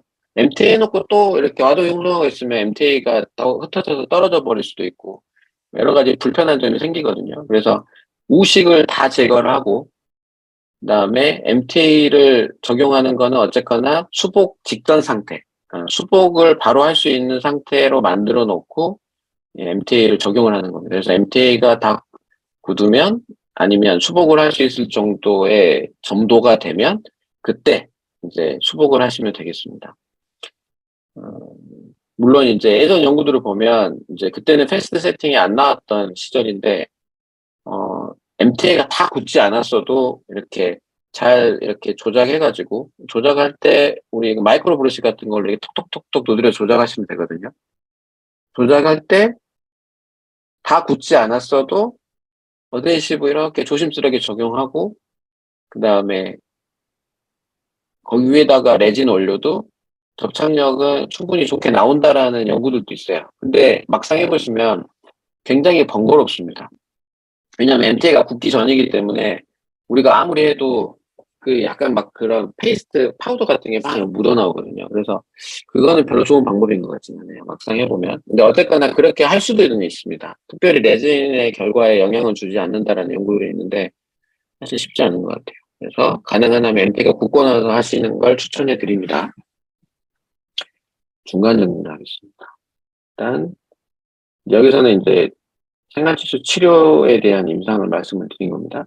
가약성 치수염일 때 원인을 해소해주면 충분히 증상이 소실됩니다. 그리고 가약적 치수염일 때 원인을 해소해주더라도 증상이 지속되거나 악화되면 엔도하면 됩니다. 그때가 엔도하면 되죠. 그리고 치수 노출이 된다면 생활치수 치료를 할 수 있습니다. 근데 이제 여기서 말씀드리고 싶은 거는 그런 경험들은 있어요. 이게 이제 그 비가역적인 치수염이나 아니면 그 이미 우리가 타진 통에 반응이 있던 치아들 그러면 이제 치근단 치주염이잖아요. 치근단 치주염이 있다 하더라도 이게 사실 우리가 우식을 제거하고 이렇게 펄프를 일부 제거를 했을 때 만약에 치수 염증이 있는 치수를 다 제거를 했다면 환자가 좋아집니다. 그런 경험들이 있거든요. 어, 실제로는 말씀드렸던 가이드라인에서 이렇게 좁게 우리가 가이드라인을 만들었죠. 가역적 치수염일 때만 이런 걸 하자라고 방금 말씀드리긴 했지만 간단하게 말씀드렸지만 사실 그 옆에 더 넓은 환자들 비가역적 치수염이나 치근단 치주염을 가진 환자들도 사실 우리가 펄프에서 염증 있는 것만 다 제거하고 수복을 잘 해주면 환자는 좋아져요. 정말 좋아집니다. 근데 이걸 우리가 임상적으로 확인을 잘 못하니까 원장님께서 처음 하실 때는 좀 가이드를, 그, 치료하는 적응증을 범위를 좀 좁게 갖고 하시는 게 맞을 것 같고, 그래서, 가역적 치수염일 때 내가 했는데 괜찮은 것 같다. 그러면 이제 조금씩 넓혀 나가실 수는 있겠죠. 뭐 증상이 있으면 나중에 엔도를 하면 돼요. 그때 가서 엔도를 하면 되지 않습니까? 물론 이제 그게 스트레스라고 하시면 미리 엔도를 하시는 게 나는 속 편하다고 하면 어쩔 수 없지만, 음, 이런 방법은 이제 근거 있게 하실 수 있다라는 얘기를 드리고 싶은 겁니다.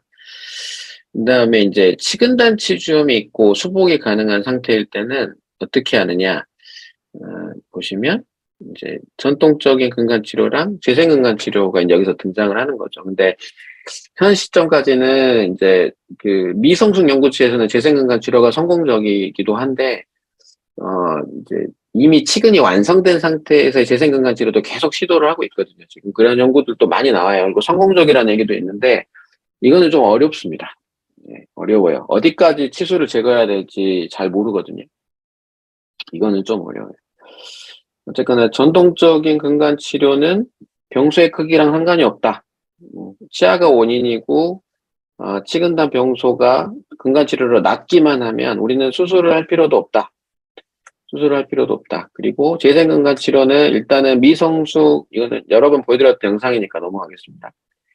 우리가 미성숙 연구치에서 일단은 효과적이므로 여기에서 원장님께서 많이 해보시고, 이제 이미 치근이 성숙된 치아는 그냥 아직은 하지 않으시는 게 좋겠다.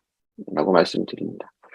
그래서 이제 세 가지 증상에서 말씀드렸죠. 치수 노출일 때, 치수염일 때, 그 다음에 치근단 치료염일 때 각각 어떻게 대처하느냐에 대한 것들을 정리를 해드렸고, 그러면 나는 이제, 저는 원장님들 얘기해 보니까 그렇게 얘기하시는 분들 계시거든요. 콜포토미가 MTA 이렇게 하는 데서 가르쳐서 열심히 해봤는데, 나의 성공률은 50%도 안 되는 것 같다. 그런 얘기를 막 하시는 분들도 계세요. 되게 난감하실 거 아니에요. 둘 중에 하나는 아파서 온다는 얘기면 되게 스트레스 받는 얘기잖아요. 이제 성공률을 어떻게 하면 높일 수 있을까? 이제 이렇게 말씀을 드려보겠습니다. 이거는 좀 어느 정도 저의 개인적인 의견입니다. 물론 이제 근거를 어느 정도 두고 있는 얘기긴 하지만, 개인적인 얘기입니다. 이거는 이제, 펄퍼토미 연구치, 성인 연구치에서 펄퍼토미의, 어, 장기적인 결과에 대해서 나오는 건데, 거기에 나온 수식을 제가 지금 들어볼게요. 일단 국소 마취를 하잖아요. 러버댐을 합니다.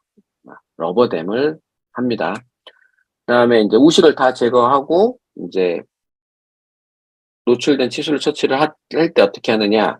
라운드 다이아몬드 버로, 멸균된 라운드 다이아몬드 버로 다량의 주수하에 노출 치수를 제거합니다. 이 단어 하나하나가 다, 중요하다고 생각합니다. 그 다음에 지열은 어떻게 하느냐. NOCL, 꼭 1%는 아니어도 되는 것 같아요. 저는 해보면. 저는 한 3% 정도로 하고 있는데 괜찮습니다. NOCL, 그 다음에 멸균 식염수. 어쨌거나 드라이 코튼이 아니고 적셔진 코튼이죠. 근데 적셔진 코튼이 가능한 멸균된 상태여야 하는 거죠. 적셔진 코튼으로 압박해서 얻는다. 그렇죠? 왜냐면 우리가 그렇잖아요. 이거는 드라이 코트는 좋지 않은 게 우리가 이 혈병이 만들어졌을 때 이게 떼면은 다시 블리딩을 유발할 수 있는 것 같아요. 이거는 추측입니다. 저희 추측. 그래서 가능한 한 적신 게 맞지 않나 싶고 적시는 거를 가능한 세균이 없는 상태로 적시는 거죠. 1분 후에 한번 확인해봐요. 다시 들어봅니다. 블리딩 되면 다시 또 올려놓고 그냥 꽂아놓고 원장님이 10분 정도 기다리실 수 있으면 10분 뒤에 열어보시는 게 제일 속 편하긴 할 겁니다. 지혈이 만약에 10분이 지났는데도 안 됐다.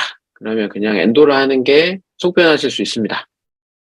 근데 이제 이건 또 다른 얘기지만 예를 들어서 마루치 장성호 원장님 같은 경우는 블리딩이 막 되더라도 그냥 원장님 쓰시는 프리믹스 MT 이렇게 짜놓고 막 이렇게 코튼으로 다져가지고 블리딩을 억지로 이렇게 눌러놓고 해도 성공을 하는 것 같다라고 얘기를 하시더라고요. 근데 그건 잘 모르겠어요. 왜냐면 일단은 조직학적으로야 블러드 클롯이 있는 상태로 MT가 되면 별로 안 좋거든요. 결과가 안 좋습니다. 안 좋고 원래 블러드가 MT의 세팅을 방해합니다. 안 좋은 영향을 줘요. 그래서 원래는 이제 깨끗한 조직에 가능한 블리딩이 없는 깨끗한 조직에 MTA가 얹혀지는 게 사실은 제일 좋은 결과를 가져옵니다. 그래서 해보면 되기는 하거든요. 마르치 장성호 원장님이 말씀대로 해보면 되기는 해요. 그리고 또 10분 지났는데 블리딩 계속되면 엔도를 하라고 저는 말씀드렸지만 또 막상 우리가 임상해보시면 바쁘니까 얼른 닫고 이렇게 보내고 싶잖아요. 그러면은 일단은 MTA 넣고 닫아서 다음에 올 때 넣으면 되지. 이렇게 할 수도 있겠죠. 이렇게 할 수도 있습니다만 어쨌거나 이제 기본적인 수식은 이렇습니다. 10분 정도가 일단 가이드라인인 것 같아요. 여러 연구들을 보면 10분 정도를 다 얘기를 합니다. 현 시점까지는. 나중에 바뀔 수도 있겠죠. 현 시점까지는 그래요. 그리고 지혈이 된 펄프 위에다가 MTA로 수복을 합니다. 그래서 성공률이 높다. 우식에 노출된 연구치에서도 성공률이 높다. 그리고 아까도 말씀드렸듯이 성공률이 2년까지도 92%다. 이런 말씀을 드렸습니다. 근데 성공률이 이렇게 높은데 이렇게 수식도 정말 간단하잖아요. 그냥 지혈될 때까지 기다렸다가 MT만 얹으면 되잖아요. 왜 내가 성공률이 이렇게 높지 않지? 라고 생각을 하기 때문에 정리를 해보겠습니다. 일단 거의 다 끝났습니다. 거의 다 끝났어요. 임팩션 컨트롤이 제일 중요합니다. 어차피 이 환자가 아픈 이유가 임팩션의 원인이 감염이지 않습니까? 미생물의 감염. 아니면 트라우마일 수도 있고, 그럴 수 있지만, 어쨌거나 기본적으로는, 감염이죠. 그래서 임팩션 컨트롤이 중요하다. 혹은 2차적으로 임팩션 되는 걸 막아야 된다. 그래서 러버댐을 반드시 잘 하시고, 그 다음에 이게 우식을 제거하기 전에도 보면 치아 표면에 막 이렇게 플렉이 엄청 많이 막 고여 있거나, 치아 표면이 깨끗하지 않은 거 있잖아요. 그거를 다 제거를 해주시는 게 맞습니다. 깨끗하게 제거를 하고 스케일러 같은 걸로 그냥 하면은 그냥 일반적으로는 제거가 되지 않습니까? 물론 더 깨끗하게 제거하는 방법들도 있지만 일단 우리가 일상적으로 할 때는 스케일러가 제일 간편할 것 같아요. 스케일러로 깨끗하게 다 제거해 주신 다음에 와동 형성하고 이렇게 우식을 제거하는 게 낫다. 그러면 펄프가 노출이 되더라도 혹시 주변에 남아있는 세균이 이렇게 튀어서 들어올 수도 있잖아요. 그러면 성공률을 줄일 거다라는 판단이죠. 그래서 가능한 하면 임팩션 컨트롤이 제일 중요할 것 같습니다. 이 부분이 놓치는 게 아닐까. 근데 이게 육안으로 보면 잘 안 보일 수도 있거든요. 그래서 성공률이 낮아질 수도 있어요. 그래서 이왕이면은 이제 우리 미루 원장님한테는 현미경을 좀 보면 좋겠다라고 말씀을 드리긴 합니다. 러버댐, 치아 깨끗하게 하는 거. 그다음에 바이오세라믹을 꼭 썼는데 바이오세라믹이 또 상태가 좋아야죠. MTA가 되게 의외로 까탈스러운 재료죠. 왜냐면 이 공기 중에 수분하고도 만나서 이렇게 금방 세팅이 돼 버리니까 우리가 보관 상태가 양호해야 됩니다. 그래서 결과에 영향 분명히 줍니다. 세팅이 안 된 MTA 때문에 결과에 영향을 줄 수 있죠. 그래서 적절하게 취급이 되는지를 판단하죠. 적절하게 취급은 내가 이 환자한테 적용할 때 취급도 중요하지만 평소 보관하는 상태에도 적절하게 취급이 되는지를 보실 필요가 있는 거고, 수복도 잘해야 된다. 특히 이제 뭐 건전 상아질에 수복물이 닿아야 돼요. 왜냐? 그 우식이 다 제거되는 게 중요하죠. 왜냐? 이 레진 수복의 경우 보면 우식 상아질과 건전 상아질하고의 접착 강도가 차이가 납니다. 유의하게 차이가 납니다. 당연히 건전 상아질이 훨씬 강도가 높죠. 접착 강도가. 당연히 우식은 없어야 됩니다. 그래서 치질의 폭이 2mm 이상 확보를 하셔야 되는데 이제 이래서 좀 어려운 것 같아요. 이렇게 펄퍼토미는 좀 덜 그러는데 펄퍼 캐핑 같은 경우는 이렇게 보면 MTA 여기다 원장님 적용하시고 수복물을 또 확보를 해야 되잖아요. 그런데 그 MTA를 적용하는 양도 있는데 수복물이 차지하는 또 양이 두께가 있기 때문에 이게 좀 어려운 것 같아요. 미세한 컨트롤이 좀 어렵습니다. 그래서 사실은 자세하게 보고하는 게 중요할 것 같아요. 자세하게 보고하는 게. 그래서 일단은 우리 미르 안에서는 현미경을 가능한 쓰시는 거를 일단은 제안 드립니다.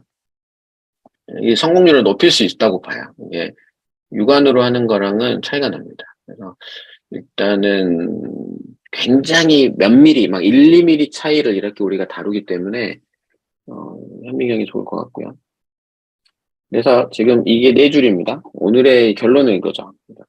인펙션 컨트롤의 성공률을 높이고 바이오세라믹을 꼭 잘 취급해서 써야 된다. 그냥 쓴다고가 아니라 이걸 취급을 잘해야 되는 거죠. 그다음에 수복물은 내가 잘 지켜서 하느냐. 그다음에 이걸 내가 잘 보고 하느냐. 사실 굉장히 간단한 수식일수록 이 단어 하나하나를 잘 지켜가면서 하는 게 중요한 것 같습니다. 아까도 근데 벌을 꼭 다이아몬드 벌에 써야 되냐? 그냥 카바이드 벌 쓰면 안 되느냐? 라고 하지만 거의 모든 논문들이 다 다이아몬드 벌을 얘기를 하고 있고 그게 이제 근거는 없지만 이게 다이아몬드를 이렇게 하면 이렇게 조직이 지져지는 효과를 낳는다라고 언급된 문헌들도 있었지만 사실 근거는 없는 얘기인 것 같아요. 어쨌거나 다 다이아몬드로 하고 있더라고요. 이유는 잘 모르겠습니다.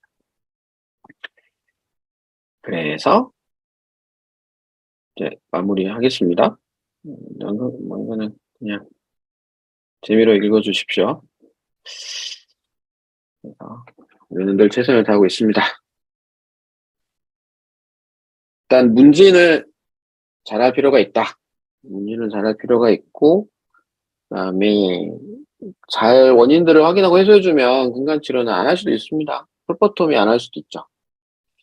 그리고 이제 치근단 병소도 마찬가지로 외과적 접근할 필요가 없고 근간치료를 피할 수 있으면 좋겠다라는 게 저희 이제 제안이고 MTA를 이용하는 생활치수 치료는 좋은 대안 치료입니다. 굉장히 성공률이 높습니다. 그래서 원장님께서 너무 이렇게 두려워하지 마시고 우려하지 마시고 하셔도 되지 않을까라고 저는 생각을 하고 있습니다. 여기까지입니다. 혹시 질문이 있으시면 다양하게 해주시고 아니면은 원장님도 혹시 공유해 주실 증례가 있으신가요? 혹시 있으시면은 공유 화면을 넘기겠습니다. 언제든 말씀해 주세요. 지금 전체 음소거가 질문도 되어 좋고. 있습니다. 그래서 질문하시러 원자님들 음소거 해제하시고 질문하시면 될 것 같습니다. 말씀해 주세요. 네, 배정선 원자님 손 드신 거예요? 음소거 해제하시고. 아, 네네. 이제 들리세요? 네네. 네, 잘 들립니다. 아, 예. 아, 예, 안녕하세요. 잘 안녕하세요. 들었습니다. 감사합니다. 네, 그, 감사합니다. 그 정출된 치아 그 펄포토미 하신 거는, 그러니까 일단은 뭐, 제일 네. 많이 하는 것들이 이제 이제 뭐 대합치에 임플란트를 할 때 보통 많이 하게 되잖아요. 네. 수복을 할 때. 근데 이제 그럴 네네네. 때 그러면은, 그래도 지금 다 크라운을 진행을 하시는 거죠? 그렇죠. 지금 같은 크라운. 정출됐으니까요. 네네네. 그러니까 그냥 정출돼서 그냥 폴포를 할 때도 우리가 이제 보통 그럴 때는 챔버가 따로 뭐 우리가 이제 딱 네. 펄프 챔버만 제거를 하게 되긴 하지만 그래도 크라운까지 진행을 하시는 거고. 교합을 다시 형성해 줄 때는 그런 거고요. 당연히. 네, 네. 네.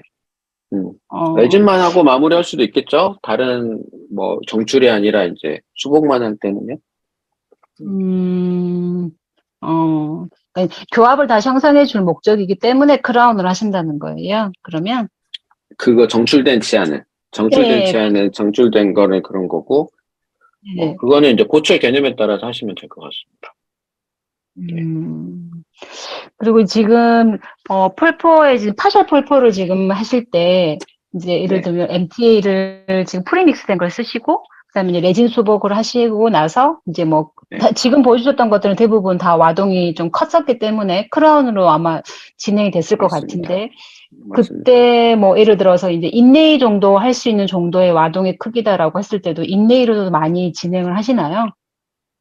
아니, 저는 인네일을 지금은 안 하고 보통 2급 정도면 레진으로 다 합니다. 아, 레진으로만? 이거는 뭐 이제 수복물의 선택이니까 저는 네네. 그렇게는 하는데, 인네일 하신 원장님이라면 인네일을 하셔도 되지 않을까요? 음, 그러니까 뭐 내가 이제 파샤 펄펄을 하고 안 하고는 내가 크게 상관이 없이 그냥 내가 그죠? 레진으로 그냥 수복은 수복을 하겠다, 인레일 하겠다 그 선택이시라는 거죠? 그러니까 내가 그렇다고 펄펄 생각합니다. 펄펄을 했기 때문에 레진을 한다 이거는 아닌 거고 그렇죠, 그렇죠. 맞습니다. 아, 그냥 클래스 2 캐비티에서도 레진 수복을 많이 하시기 때문에 그런 건가요, 그러면? 아, 네, 그렇습니다. 음, 어. 지금 그냥 아까 레진 하실 때 보니까 술식에서는 특별히 에나멜 애칭도 하지 않고 그냥 본딩 적용하시고 바로 레진 올리셨던 거 맞죠? 저기요. 그거는 셀프 애칭 어드헤시브였고요. 네. 어차피 네네. 크라운을 할 거라서 뭐 에나멜 애칭은 신경 안 썼습니다. 아, 아까 네. 보여드린 거는 레진으로 끝낸 네. 증례들이 아닙니다. 다 크라운에 있습니다. 음, 네, 크라운으로요. 네, 알겠습니다. 네, 감사합니다. 감사합니다. 네, 혹시 뭐 적용할 때 우려가 된다거나 그냥 어떤 질문이든 다 해주셔도 됩니다. 네,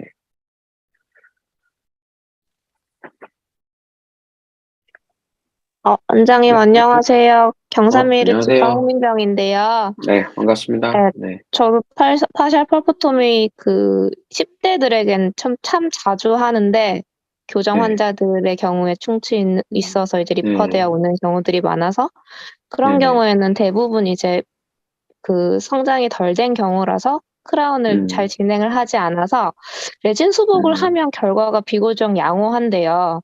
제가 그쵸, 성인의 네, 경우에 코로나 펄프를 다 제거해도 코어 상태에선 괜찮은데 프랩만 하고 하면 갑자기 증상이 생기는 경우들도 있고요. 네네네, 그리고 또는 이제 우상치 같은 경우에 제가 펄포토미를 할 때가 있거든요. 그러니까 네, 분간 치료의 음, 난이도가 높은 경우죠. 네, 그런 경우에 네네네, 크라운을 하고 나서 예후 관찰을 할 때 특별한 통증은 없는데 간혹 가다가 뜨거운 거에 불편하다고 할 때가 있어요. 차가운 거에는 예민하지 않은데. 근데 결국 네네, 그런 증상은 시간이 지나면 사라지긴 하던데요. 그런 네. 건 왜 그럴까요? 그런 걸 호소하는 분들이 계시더라고요. 네. 일단은 제 생각에는 그러니까 지금 펄프의 상태는 정상은 아닌 것 같아요. 그러니까 약간 지금 말씀해주신 증상이 사실 펄파이티스잖아요. 그렇죠? 찬 거에 그치. 민감할 수도 네. 있고, 그러니까 프레브에 증상이 생겼다는 거는 뭐 네. 어쨌거나 바이탈 치아 컨트롤이랑 똑같은 상황일 건데 아무래도 그 루트 쪽은 펄프가 남아 있는 거니까 네네. 그쪽으로의 이 저기 덴탈 튜브들이 이렇게 연결이 돼 있으니까 이렇게 돼 있잖아요. 그 방향이 네네. 위쪽으로 이렇게 돼 있으니까 네. 당연히 그쪽으로 닿을 수 있습니다. 그래서 생길 네. 것 같아요. 그러니까 그래서 펄포토미를 했기 때문에 프레브의 증상이 있는 건 아닌 것 같고 그냥 프레브를 한 치아에서의 증상인 거죠. 그 펄포토미 한 그건 번 바이탈 주사함에 하든지, 펄포토미를 하지 그렇죠, 않던지 그렇죠. 상관없이. 똑같은 상황인 거고 그 네. 다음에 그 뜨거운 거에 민감한 것도 마찬가지로 아마 그거는 뭐 그냥 처음에 지혈이 되고 아주 조건이 좋은 상태에서 MT를 했다면 아까 제가 보여드렸던 케이스처럼 이상적으로 이렇게 경조직 형성이 됐겠지만 그런 상황이 아닐 수도 있는 겁니다. 네. 그러면 이제 증상이 사라졌다고 하는 게 꼭 나았다고 하는 게 아니라 그냥 증상이 맞아요. 사라진 거죠. 그냥 네. 어심토매틱 컬파이티스 상태로 빠졌을 수도 있고 언젠가는 증상이 나타날 수도 있겠죠. 그런 거는. 그래서 좀 다른 게 보셔야 될 것 같아요. 그런 거는 나중에 엔도할 가능성이 있는 치아들이다. 라고 네. 저는 생각합니다. 네. 그래서 정기 검진을 하고 있긴 한데 어쨌든 꼭 네네. 그런 경우에는 뜨거운 거에 대한 증상이 생기더라고요. 그러셨네요. 감사합니다. 어쨌거나, 감사합니다. 뜨거운 건 어쨌거나 안 좋다고 저는 알고 있습니다. 네. 네. 감사합니다. 뭐 있으실까요? 뭐, 제가 하나만 더 여쭤봐도 될까요? 편하게 말씀하십시오. 네. 네. 이제 예를 들어서 지금은 이제 성인에서 말씀을 하긴 하셨는데, 이게 이제 아직 이거 한 8세, 9세 정도나 10세 정도에 아직 제2대 구치가 맹출을 하지 않은 6번 치아를 이제 하는 경우에 네. 있어서요. 그렇죠, 그렇죠. 네. 예. 이게 이제 펄퍼토미를 했어요. 근데 이제 대부분 그 정도의 애들이 하는 경우에는 와동이 정말 넓은 경우가 많아서 방금 그렇죠. 말씀하신 것처럼 이제 크라운을 진행을 하는 게 맞는데 네.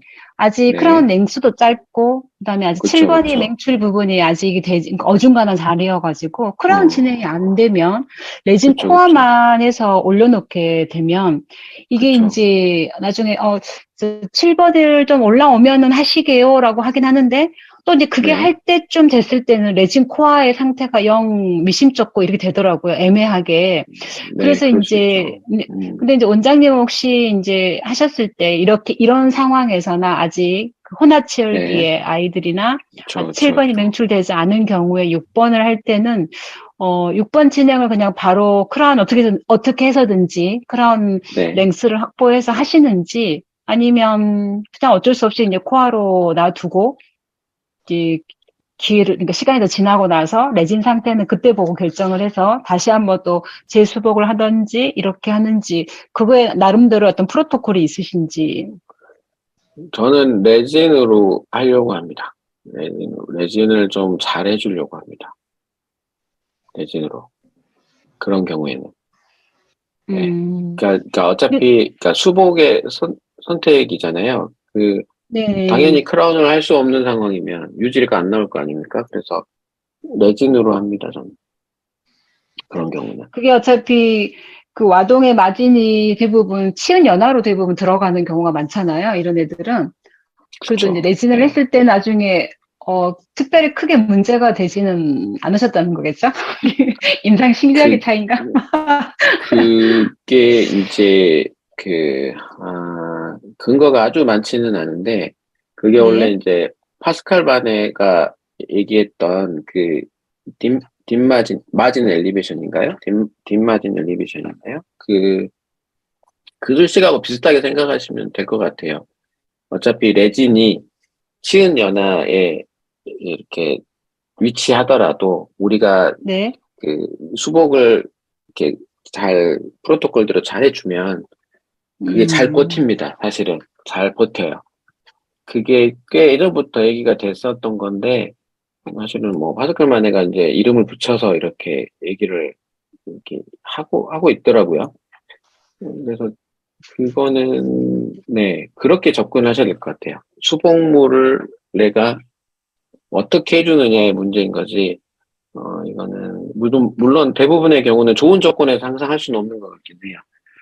그리고 저도 뭐 막상 레진 해놓고 나중에 지나고 나면 이제 또 우리가 아무리 레진 잘해줘도 사실 그 환자가 시술을 잘 안 하고 이렇게 계속 플렉이 덮여 있으면 당연히 그 레진 접착층은 깨질 수 있잖아요.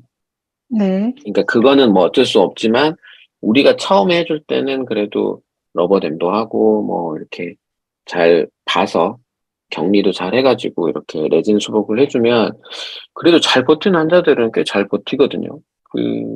특히 에나멜 마진이 제일 중요합니다. 에나멜 마진이. 그러니까 에나멜을 남길 수 있다면 우리 그런 테크닉들도 쓰는데 수복할 때 보면 어차피 치은 연하면 이게 아직 그렇게 교합력에 노출된 상태가 아니니까 거기는 약간 프리 에나멜이어도 에나멜 남겨놓고 이렇게 파가지고 우식 제거하고 에나멜 좀 남겨놓더라도 에나멜 마진으로 이렇게 마진을 해놓으면 나중에 이렇게 치아가 정출된 치은이 이제 성장하면서 내려갈 거 아니에요. 내려가면서 이제 그 부분이 마진이 노출되겠죠. 그때까지는 버틸 거 아닙니까? 어쨌거나 에나멜 이제 마진. 우리가 성인에서 있어서는 보통 언서포티드 에나멜을 제거를 한다거나 할 자리지만 이제 애들이니까 어차피 아직 그렇죠. 2차 맥출되지 않은 상황에서는 그 정도로 해서 가능하면 에나멜 마진을 두고 거기다 마진을 잡는다는 것이죠. 지금 말씀하신 게. 그렇죠. 그 맥심 벨로그라드라는 저기 원래 우크라이나 무슨 임상가가 있는데 그 사람의 그런 수복 테크닉 같은 거 보면 그 인전면에서도 보면은 우리가 우식을 제거하면 이 인전면이 이렇게 파고들잖아요. 이렇게 우식이 인전면에서 시작해서 이렇게 파고들는데 이쪽 루트 쪽 에나멜에 이게 치간 쪽에 에나멜이 좀 남아 있어요. 그러면은 이 에나멜은 우식이 이완되지 않았는데 덴틴 쪽으로 파고들어서 우식이 이렇게 진행했단 말이에요. 그러면 우식을 이렇게 파고 여기 에나멜은 남겨놓죠. 그리고 이 에나멜에다가 레진 수복을 해서 이 서포트를 해주는 겁니다.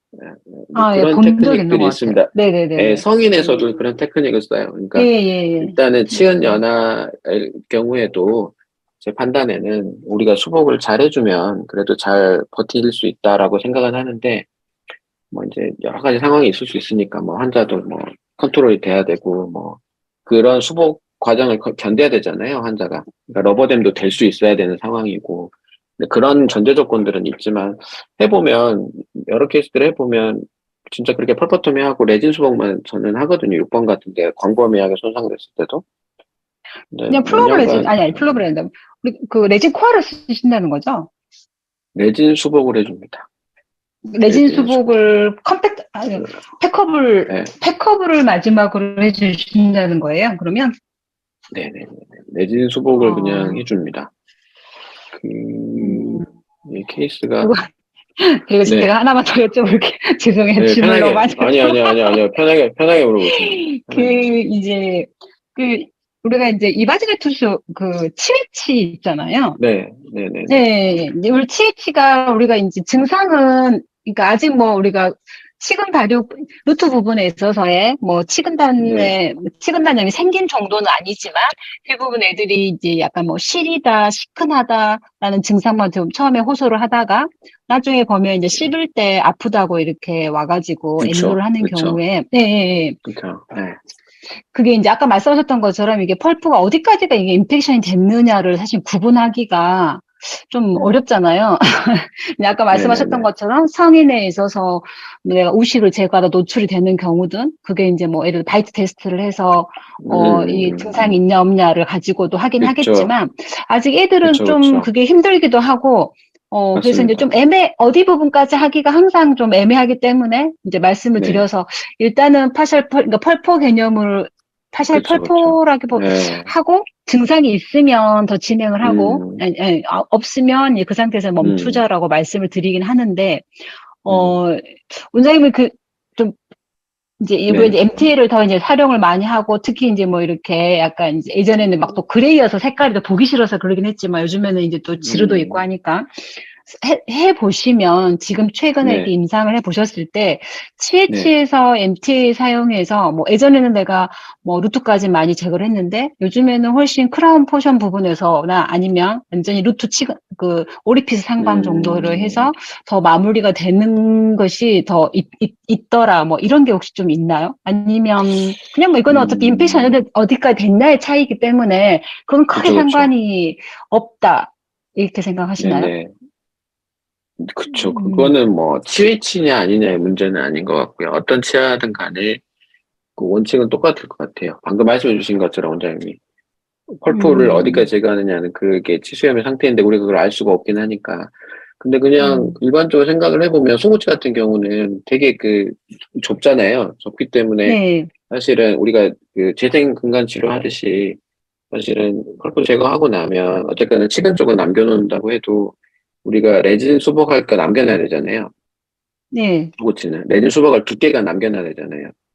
레진 수복을 두께 남겨놓고 MTA를 밑에 적용한다고 하면 그래도 아마도 이 치관 측의 펄프만 제거해서는 안 될 것 같고 이 치근 쪽의 MTA 그 펄프도 어느 정도 제거를 해야 MTA가 들어갈 자리가 만들어지는 것 같아요. 제 생각에는 소구치의 경우는 소고치 경우에 있어서는 그쵸. 예, 소구치는 그렇게 안 하면 그 수복물이 들어갈 자리가 좀 부족할 것 같습니다. 음. 그렇게 생각해 주시면 좋을 것 같아요. 그래서 못해도 한 CJ 주변에까지는 MTA가 들어가야 되니까 약간 치근에서 한 그 우리가 수복물 못해도 2, 3mm 이상 그리고 MTA도 한 3mm 정도는 들어가야 돼, 3, 4mm 들어가야 되니까 이렇게 생각하면 거기까지는 펄프를 좀 보면은 벌써 한 6, 7mm는 삭제를 해야 되잖아요. 그 펄프를 치관 측에서 봤을 때 그러면 그 부분까지 삭제하면 감안하고 해야 되지 않으실까 그런 생각을 해봅니다. 그러니까 뭐 그거는 그게 미성숙 연구치든 아니면은 뭐 그 이렇게 CH든 간에 상관없이 똑같이 생각하시면 될 것 같아요. 그거는 원인인 거지. CH는 그 형태에 따른 그게 감염에 더 취약하다는 원인인 거지. 뭐. 그게 치수염의 상태를 말해주는 건 아니니까. 그거 보고 평가하시면 될 것 같습니다. 복잡하게 생각 안 하셔도 될 것 같아요. 아니, 저도 그게, 예를 들어서 그냥 일반적으로 우식으로 인해서, 충치를 제거하는 과정이나 아직 뭐 6번에서 아직, 그러니까 우리가 치근단이 어느 정도 형성이 되긴 했지만, 아직 보면은 네. 치질이 아직, 근관 자체가 아직은 많이 이렇게 좁아지지 않은 애들 같은 경우에 있어서는, 그쵸, 예를 그쵸. 들어서, 이렇게 MT를 썼을 때 증상이 없고, 훨씬 더 네. 결과가 좋았던 것 같은데, 이제 네. 소구치에서는 어린이들 소구치에서는 사실 충치가 이제 물론 이제 아주 위생이 불량한 아이들은 있긴 하지만 그래도 이제 네. 애들 같은 경우에 있어서나 이제 이렇게 엔도를 해야 될 경우들은 대부분 이제 CH인 경우들이 좀 많은데 이게 이제 내가 엔도를 네. 8팩을 하려고 하면 할 수 있을 정도로 치근단이 발육이 된 상태이긴 한데 아직 좀 내가 펄팩을 하지 않고 내가 이제 파셜 펄포든 펄포를 좀 해야 되겠다. 또 이렇게 생각을 하고 접근을 했을 때 이상하게 꼭 CH 있는 치아들이 제가 좀 실패라고 볼 수 있고 결국에는 펄팩을 하는 경우들이 좀 더 있더라고요. 그래서 그러셨네요. 네, 그래서 이게 이제 뭐 때문에 이게 그렇게 됐을까 싶어가지고 이제 그래서 사실은 이제 여쭤보는 거였어요. 이게 뭐가 다른 게 있나? 특별히 치치락 해서 내가 뭔가가 컨트롤을 할 때 주의할 점이 있었는데 뭘 놓친 게 있었나? 그래서 이제 아까 말씀 우식으로 인한 것은 확실히 더 덜한 것 같은데 성공률이 더 높은 것 같은데. 예. 그러셨네요. 그래서 이제 한번 여쭤보느라고요. 그건 저도 잘 모르겠습니다. 예. 만약에 CH라고 해서 뭔가 펄파이티스가 더 뭐 이렇게 진행을 많이 하는 편이라든가 그런 것까지는 잘 모르겠네요. 제가 답변을 못 드릴 것 같아요. 죄송합니다. 감사합니다. 네, 감사합니다. 네, 감사합니다. 네. 윤성재 원장님 혹시 아까 질문 있으셨던 거? 요즘 그 사용의 편의성 때문에 레진 모디파이드 칼슘 실리가이트가 제품이 나오잖아요. 그런 게 뭐 혹자는 뭐 MTA로 분류돼서는 안 된다고 이야기를 해서 뭐 사용을 좀 안 하는 쪽으로 이야기하시는 분들도 간혹 있던데 그 부분에 대해서 어떻게 생각하시는지 한번. 그게 어쨌거나 이게 MT가 섞여 있는 재료잖아요. 하이브리드 재료잖아요. 레진이 대부분을 차지하고 MTA가 섞여 있습니다. 그래서 레진입니다, 사실은. MTA가 들어있는 레진이죠. 그러니까 우리가 뭐 그 GI가 들어있는 레진이라고 해서 이걸 GI가 들어있는 레진은 레진이라고 분류는 하지 않잖아요. 예. 똑같이 뭐 MTA가 들어있는 레진이라고 해서 이건 MTA는 아니죠. 근데 그냥 레진보다는 우리가 뭐 이렇게 펄프에 닿는 용도로 쓰면 좋겠다라고 편의성을 위해서 만들어진 재료들인데, 일단 재료 자체는 그렇고 제가 알고 있는 바는 재료 자체는 그런데 결과적으로 조직학적 결과를 보면은요, 염증 반응이 나타나거든요. 레진 때문에. 예, 왜냐면 미반응 그 레진들이 있어요. 우리가 아무리 중합을 해도 광중합 그거 하잖아요. 그러면 레진이 100% 중합이 안 됩니다. 여러 가지 이유로 인해서. 조건이 아주 좋은 상태에서 우리가 레진 큐어링을 하면, 뭐, 결과에 따라 다른데 한 70%? 80% 정도 중합이 된다고 보시면 돼요. 그러면 나머지는 미반응기가 남아있거든요. 염증 반응을 일으켜요. 레진 자체는. 그래서, 특히 이제 레진이 중합됐다고 해도 이 조직들이 컨택이 되면 이게 잘 못 자라거든요. 그래서 조직학적 결과가 썩 좋지는 않아요. 그 재료들은. 그래서 제조사에서는 뭐 테라칼이나 뭐 그런 재료들을 제조사에서는 뭐 펄프 캐핑 말고도 뭐 펄퍼톰에도 쓰고 뭐 다 쓰라고 나와 있거든요. 근데 그렇게 동의하기는 좀 어려워요.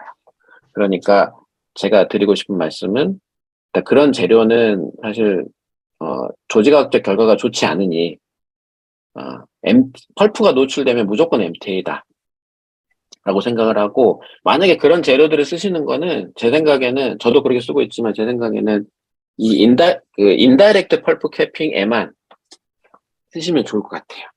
이제 딱 비쳐 보이는데 그냥 레진 덮으면 좀 불안하다 싶으시면 이제 막 이렇게 비쳐 보이는 데만 살짝 이렇게 덮어서 캐핑을 해주시면 어떨까 싶습니다. 네. 무조건 펄프 노출된 데는 MTA입니다. 네. 예, 가장 감사합니다. 결과가 좋습니다. 네, 감사합니다. 추가 질문 있으신가요? 네, 없는 것 같습니다. 원장님, 마무리 하시죠. 오늘 강의를 너무 오래 끌었네요. 죄송합니다. 일단은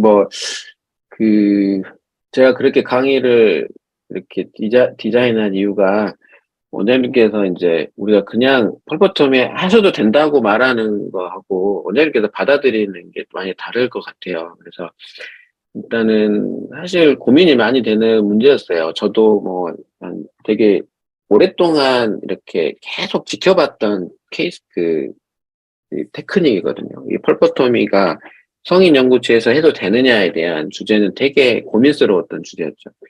근데 이제 한 10년 동안 계속 문헌들이 계속 나오는 걸 봐보면은 진짜 한 몇 년 사이에 논조가 쫙 바뀌었거든요. 그래서 지금은 성인에서도 정말 적극적으로 하는 편이라고 판단이 되고, 좀 안심하고, 아까 말씀드렸듯이 그런 수식을 정확하게만 지켜서 한다면 사실 안심하고 하셔도 되는 저는 치료라고 저는 생각은 해요. 지금 시점에서. 왜냐면 MTA가 너무 좋거든요. MTA가 너무 간편하게 나와 있기도 하고, 원장님께서 지혈 잘 지키시고 그런 인펙션 컨트롤 잘 해주시면, 조건만 잘 만들어주시면 정말 나도 편하고 엔도 안 해도 되잖아요. 그래서 그런 장점들을 좀 생각해 보시면 저는 좋을 것 같습니다. 그래서 혹시 오늘 이 자리에서 언급을 따로 안 하셨다 하더라도 언제든 개인적으로 카톡 주시면 제가 언제든 제가 알고 있는 선에서는 성심성의과 답변을 드리도록 하겠습니다. 원장님, 혹시 네. 네네네. 네. 타이밍을 놓치긴 했는데 갑자기 아니요. 그러면 네. 지금 우식 있을 때 파셜 펄포토미랑 아니 펄포토미 하시는 거는 네. 바이탈 펄프 테라피라고 부르진 않는 건가요? 아니요. 다 치수에 대한 거니까, 네. 바이탈 펌 그럼 테라피죠. 이제 치외치 할 때 술식이랑 네. 그냥 지금 펄포토미 하실 때 조금 다르시잖아요. 아, 절차가. 그거는 미성숙 연구치여서 그렇습니다. 그러니까 치근이 성숙된 상태하고 네네. 그러니까 미성숙 미성숙에게는 연구치는 다른 거죠. 성장까지 바래서 그렇게 절차를 하시는 그렇죠. 건가요? 그거는 이제 재생근관 치료가 되는 거고. 네. 질문을 잘못했어요. 그죠, 재생근간 그죠, 그죠. 치료를 여쭤본 건데, 그래서 재생근간 치료라서 그 EDT랑 이렇게 절차를 더 그렇죠, 그렇죠, 그렇죠, 네. 그렇죠. 맞습니다. 그러니까 펄프가 이미 있고, 예. 이제 어쨌거나 목적은 뭐 펄프를 남기고 싶은 거긴 하죠. 근데 이제 수식은 많이 좀 차이가 좀 원하는 게 나긴 조금 합니다. 더 그렇죠, 나아가. 그렇죠. 네. 예, 맞습니다, 맞습니다. 네. 네, 감사합니다. 언제든 개인적으로 그러면 주시고요. 그럼 오늘 여기까지 할까요? 네, 네, 괜찮으실까요? 감사합니다. 수고 언제든 많으셨습니다. 네, 수고 많으셨습니다. 좋은 밤 감사합니다. 되세요.